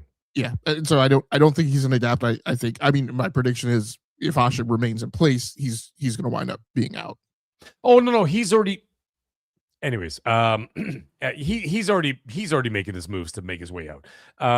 Eventually, that's already a thing. I mean, that's not really a mystery or some kind of like big revelation. I mean, the guy's getting on in age and he's already making his moves to get the hell out of there at some point. And I would imagine it's going to be sooner rather than later. But the other thing is, sorry, I'm going to try and phrase this properly when I'm talking about Elder Scrolls. You know, you look at the success of example, like with Oblivion. Now, the thing, I have a question for both of you and the panel here, because there's only two of us here now. The success of Oblivion, do you think that was because of people's thirst for, like, you know, that open world sort of RPG feeling and whatever? Or do you think it was more nostalgia that pushed people towards the sales of that game? Because it did very well. It did very well. You talking about the remaster? The remaster? Yeah. Well, yeah, the remaster, remake, whatever the hell you want to call it. Oh, like, absolutely. do you think it was more like nostalgia from the Greybeards, or do you think it's nostalgia? It certainly wasn't people chasing a new design paradigm and like looking for like freshness, right, or hotness, or you know. Okay, so innovation. now that being the case, the reason why I brought that up is question number one. Question number two is this: with that being in mind, in its success, would you imagine that Elder Scrolls 6 would at least have that sort of leap with all of the nostalgia / Greybeards and everybody else who have already been part of that and want more of that experience, that you can already say right off the rip, they're going to make, you know, at least 3-4 million sales right off the bat, just based on that. And that may, I'm not saying it will be, but it may be good enough to be able to push them over the edge that they can make a profit off the game. I mean, it's a ton of it depends, right? It's like, first of all, are they keeping it exclusive? Because if they're keeping it exclusive, they're only selling it to 35 million-ish people. So, I mean, yeah, and I still don't believe it's going to go day one in Game Pass. My2, by the way, sorry, I have to address this. Poor My2 in the chat. He's a big supporter of my channel. He asked me earlier about that whole thing about what I was talking about with the Undead Labs situation in terms of the Game Pass. He was asking me who was saying that. It was actually said by Steven Totillo, Insider Gaming, even Jez Corden from Windows Central also said the same thing in terms of the new purchaser not being obligated to put the game with any Xbox controlling terms, including Game Pass. Sorry, I had to address that. I didn't want to type it in the chat because it's too long. No. It was too long to type. Let me grab this super chat real quick. Sorry. Bespoke with the $20 Canadian says, if PlayStation didn't want Days Gone 2, they wouldn't have greenlit PC remaster and 2 DLCs. Garbage sequel pitch was rejected by the entire studio, hence the rage. I want a prequel the 2 years after putting Sarah on the chopper. Yeah, but they did though. Because if you actually finish the game, it's 832 days. Dude, and I'm only saying this because I got the platinum yesterday. Go check my account, folks. I am the mag, all capital words, all one word. I got the platinum yesterday. It was 832 days from when he put her on the chopper to when on the chopper to when the game ends and rolls credits. So that's actually about what, 2 years? About plus? 2 years plus. So there it is. So actually the game is those 2 years of when he put her on the chopper and whatever else. So that's not really a prequel. I mean, the prequel is kind of like whatever, the game. So they need a sequel because it ended on a cliffhanger. It did end on a cliffhanger. If anybody actually finished the game to 100%, there's actually a bonus mission in there where, like, you're talking to some dude, I'm not going to get into it, from Nero, the government. Yeah. At the end there. Right. And if you actually 100% the game and you play that side mission, it actually leaves you with a monster fuck of a cliffhanger that sets up a sequel beautifully, I'd like to say. Yeah, me too. So I'm just saying. I want to go back to the whole Elder Scrolls thing. All right, My2. Thank you, brother. Just because, like, I go back 20, 25 years on the original Xbox. One of the defining moments for me on that platform was Elder Scrolls Morrowind. Because at that time, that type of open world game, right, with that level of exploration, interaction, just had never been done on console, right? Oblivion comes out, it's all the rage. Skyrim, all the rage. But I don't know if that design philosophy anymore works today. I think they are better games that have better open world RPGs that have built upon the foundation that Todd Howard laid for these open world RPGs. And I don't know. I think if Todd goes back to the well, I could say, and I could say this after playing Starfield, I don't know if I'd be interested in that kind of experience again. Me personally. And I don't, and I'm not saying that it won't sell. I think there's a contingent of diehard Bethesda fans and fans of Elder Scrolls that will certainly buy the game. There are better open world games out there. Is my point.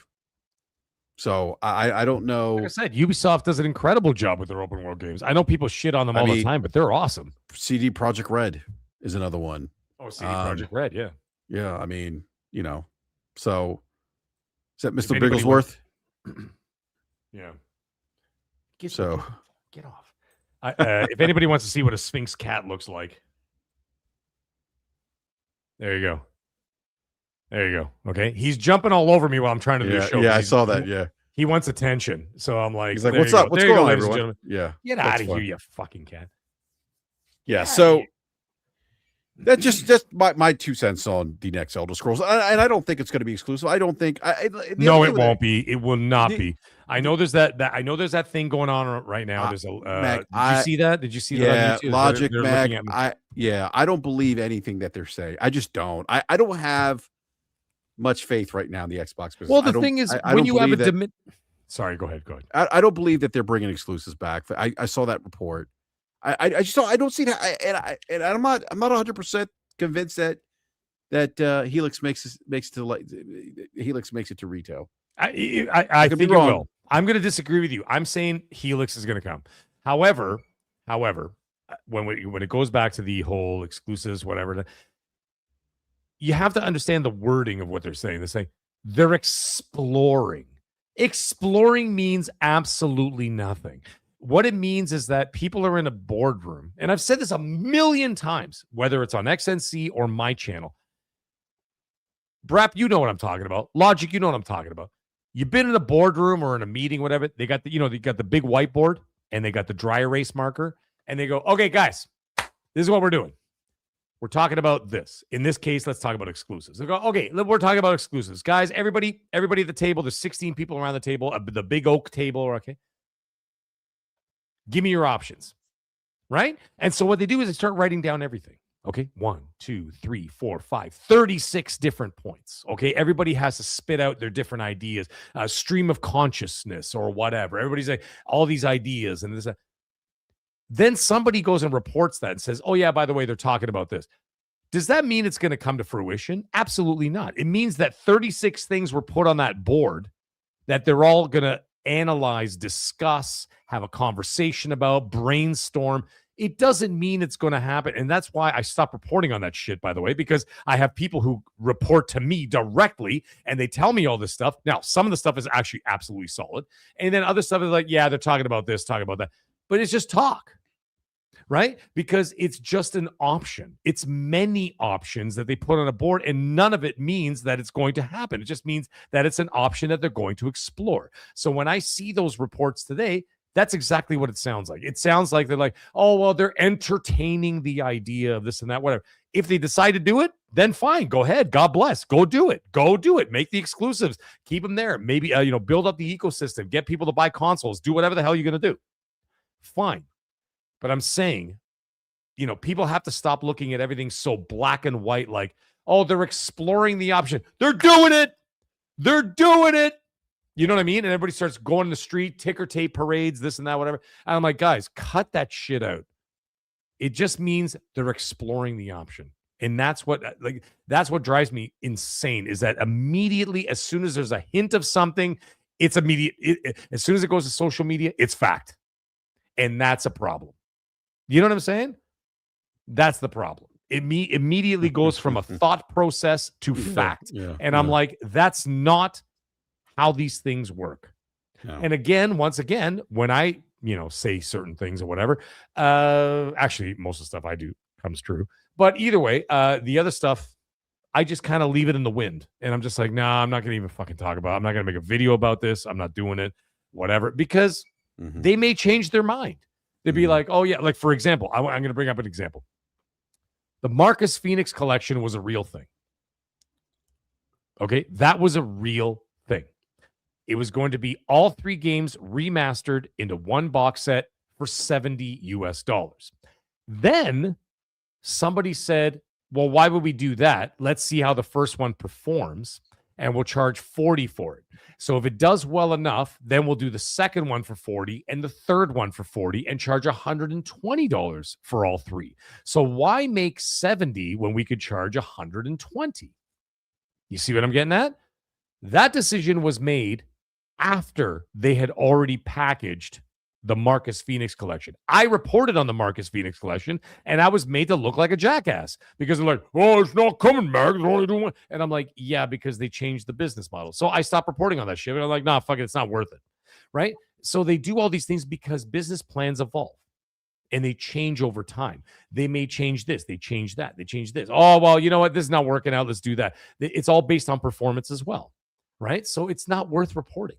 So when it comes to like the saying, well, we're entertaining the ideas of more exclusives or whatever, some people are running with it. And I'm like, I ain't running with nothing. I'm like, you guys can run whatever you want. You might run yourself off a cliff. Right? Because, but I can tell you right now, Elder Scrolls 6, Fallout, whatever, they ain't going to be exclusive. No. Ever. Nope. Yeah, I agree with you. Yeah. Gentlemen, it's almost top of the hour here, 12 o'clock. Logic, any additional thoughts? BRAP, call me after the show. Yeah, I will. Well, I want to go back to Mag's original question, right? Which is, go ahead. Did we think Elder Scrolls? So going from a basis of assumption that it's not going to be exclusive, I think the thing that's going to be interesting to see play out is that it seems like the further you get away from the novelty of Xbox games showing up on PlayStation 5, that momentum has seemed to stall and peter out. So yes, Elder Scrolls is a big property. I guess the question that I would see is, right, and we have sales for Oblivion Remastered on PS5, but we also have reports that the engagement time wasn't that big. And so it was a quick nostalgia hit for players on that platform, but it wasn't necessarily something that they stuck with. And it was largely, right, players who have a legacy relationship to that IP. So by the time Elder Scrolls 6 gets here, and you're 2 years further down the pike, you have more new generation players who have onboarded. You have more older players who have moved out, who have familiarity with that IP. It's going to be interesting to see whether or not, because it's IP and because there's nostalgia, whether or not it does actually catch fire, or does it also fall victim to this stalling out that we see of Xbox games coming over to PlayStation.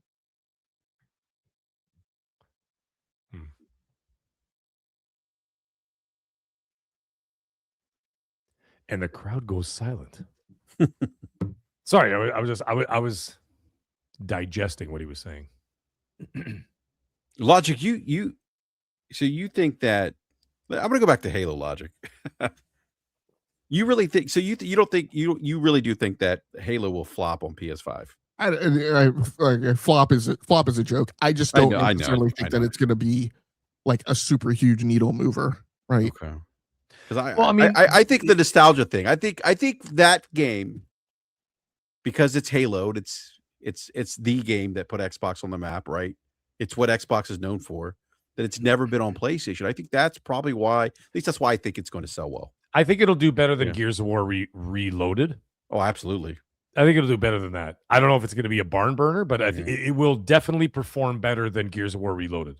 That's my guess. And I mean, and this is the question, right? That I'm starting to formulate. It's like, yes, Halo is a thing that Xbox was known for that was tightly coupled to the notion of the Xbox brand. Up through Halo 3, right? Like since then, I mean, there's definitely an argument. I mean, definitely an argument that since it's been handed over to 343, right, that it's a franchise and an IP in decline. So again, considering your generational spread across the platform, right? It's not. I go back to when we talk about that demographic split. I definitely put heavy emphasis on the fact that older gamers have the larger share of wealth and the larger bucket of discretionary income, and so they're spenders, right? And then your younger generation spend less. But still, I go to this notion of it's an IP, and Jesus, like Combat Evolved, like it's a thing that is very much ingrained in the psyche of an older generation of gamer, not so much with the newer generation of gamer. And you're going back to the single player / co-op experience. It's not the multiplayer.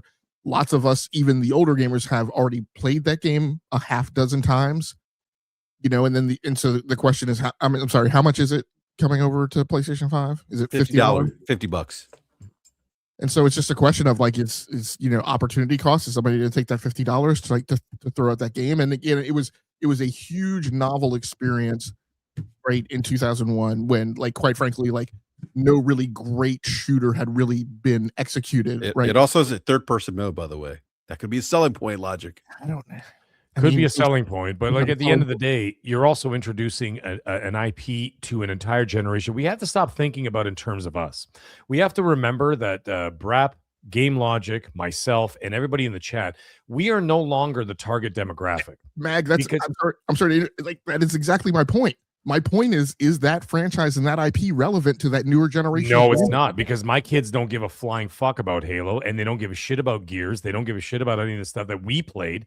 And what it is that if it's not having a constant cadence when they were growing up, like, for example, my son is, now he's big on Call of Duty, but Call of Duty has never wavered over the years, right? They keep coming out. So as he was growing up from a child up into now a teenager, right? It's always been there. But Halo has been missing for quite a while. It's been, 5 years now? And the thing is, from 5 years, my son was 8 years old, and he didn't play Halo Infinite. And before then was damn near 8 years or whatever the hell it was. He was barely even, like, out of diapers. So the thing is, sounds like a mag problem. Noisy mofo. Anyway, the thing is that, like, these are IPs of a bygone era from us. So the thing is, you're trying to attract the new ones. And that's what I think that they were trying to do with Gears of War Reloaded, to get a new generation to, like, check it out or whatever.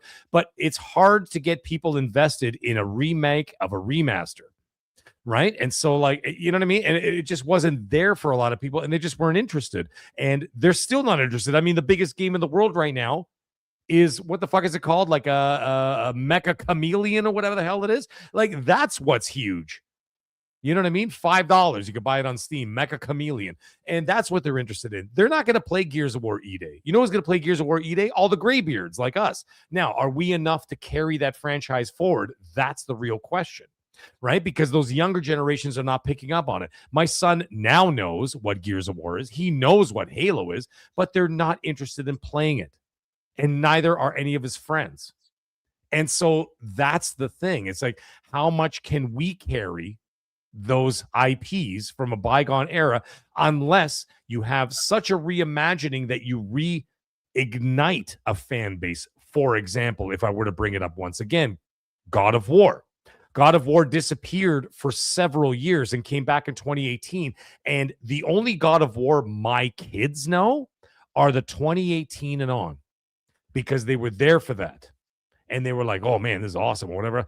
They never played the Greek trilogy or whatever, quadrilogy, however many games they released, whatever, right? You see what I'm getting at? And so, like, if you don't have anything that's relevant, that's going to keep moving forward, that actually captures the zeitgeist of the interest of the community, then you're not going to get that. So that's why when I see people saying, like, oh, Gears of War E-Day is going to outsell Wolverine, I'm like, no, it won't.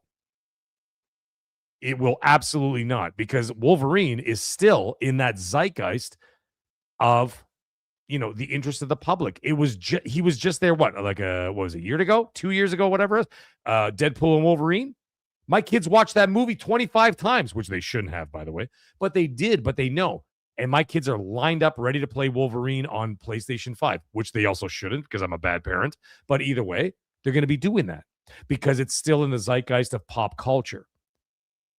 Unfortunately, Halo, with the last two entries, I enjoyed them. I enjoyed the shit out of them. I love fucking Halo 5, and I loved Halo Infinite, believe it or not. I know a lot of people, the grapple gun and all that shit and the punching in it. It was awesome. I love the game. But that's because I was there from day one. My kids don't care about it. I was there for day one. The first day that Gears of War came out, I was right there, but I played every single Gears of War. But once again, move away for the dinosaurs, as someone said in the chat. That's what I'm talking about. They're not interested in it. You see what I'm saying? But like for example, Wolverine, well, he just had a big hit movie 2 years ago, and now he's going to be in Avengers Doomsday, whatever. He's in the zeitgeist. So they know that kind of stuff. And I don't think it's going to connect the same way. Like with the hardcore Xbox community, absolutely. Halo and Gears are going to do gangbusters with that community. But overall, when you're talking about the great unwashed, as they call them, the casual gamer, I don't think it's going to connect with them. They're not going to see. But hey, I could be completely wrong. But that's the way I see it. Well, we shall see soon. End of July, Halo will release. Hey, and I wish nothing but success. I'm not trying to be a no, I get bloomer it, asshole, whatever. I hope it fucking sells 7 million copies or whatever, 8 million copies. Go for it, man. I'm hoping for it because I'm going to be there day one. I'm going to be playing on my channel with the community, doing this and that. We're going to have multiplayer matches, having a good time. I'm going to get my ass blown into 1,000 pieces with those stupid Nasher guns and the multiplayer and Gears. Whatever. We're going to have a great time. But I mean, when you're talking about business and dollars and cents, it doesn't hold the same weight with a new audience that has no idea what those IPs are. That's all I'm trying to say. Yeah, no, that's a fair point. All right, gentlemen, it is midnight here, and BRAP needs to go to bed. It's midnight here too, dude. Call me. I just have to talk to you for like 5 minutes. All right, I can't promise I'll call you. I might fall asleep for the time I wrap up. For fuck's sake, man. I just had to tell you something. That's all. All right. But no, I would first of all, I want to give a big shout out to gaming legend David Falke, who were here with us earlier. Thank you, gentlemen, for joining the show. I want to thank everyone in the live chat for hanging out with us this evening. Appreciate all the super chats as well. Means a lot. And if you're new, consider subscribing, hitting the bell notifications so you're alerted when we go live.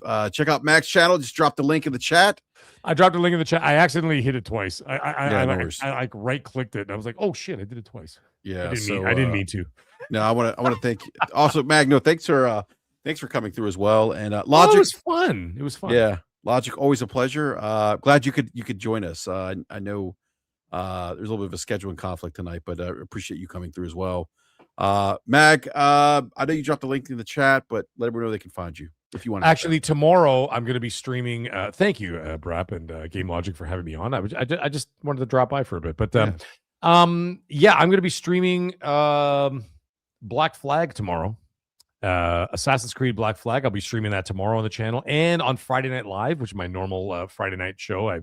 I'll be doing that. So 2 days in a row of piracy. We will be doing all of that. And no, not Steam piracy, actual piracy. We're going to be in the Caribbean, and we're going to be doing some awesome things. So we're going to be doing that. And then, of course, Madcast Tuesday night, 8:30 p.m. Eastern Standard Time. And, of course, Monday on XNC with Colt Eastwood. That's where I do my show on Monday. So 8 p.m. they're over there. So, yeah, a lot of good times. And, of course, I do videos here and there whenever some news drops or whatever I have to say. And it's awesome. Thank you guys for having me. I appreciate it, man. Yeah, no, absolutely. Logic, I don't know if you want to be found, but if you do, let me know where they can find you. I think everybody in your chat who knows me knows where they can find me. Yeah. Knows to rally up for the weekly episode of the Games Memo over my channel on Rounding Off Infinity. So I think we're good to go. All right, awesome. Well, gentlemen, thank you again. And it's great to be back after a 2-week hiatus. We'll be back next Wednesday at 9 p.m. Eastern time. Until then, everyone enjoy the rest of the weekend. We'll see you next time. Thank you for watching.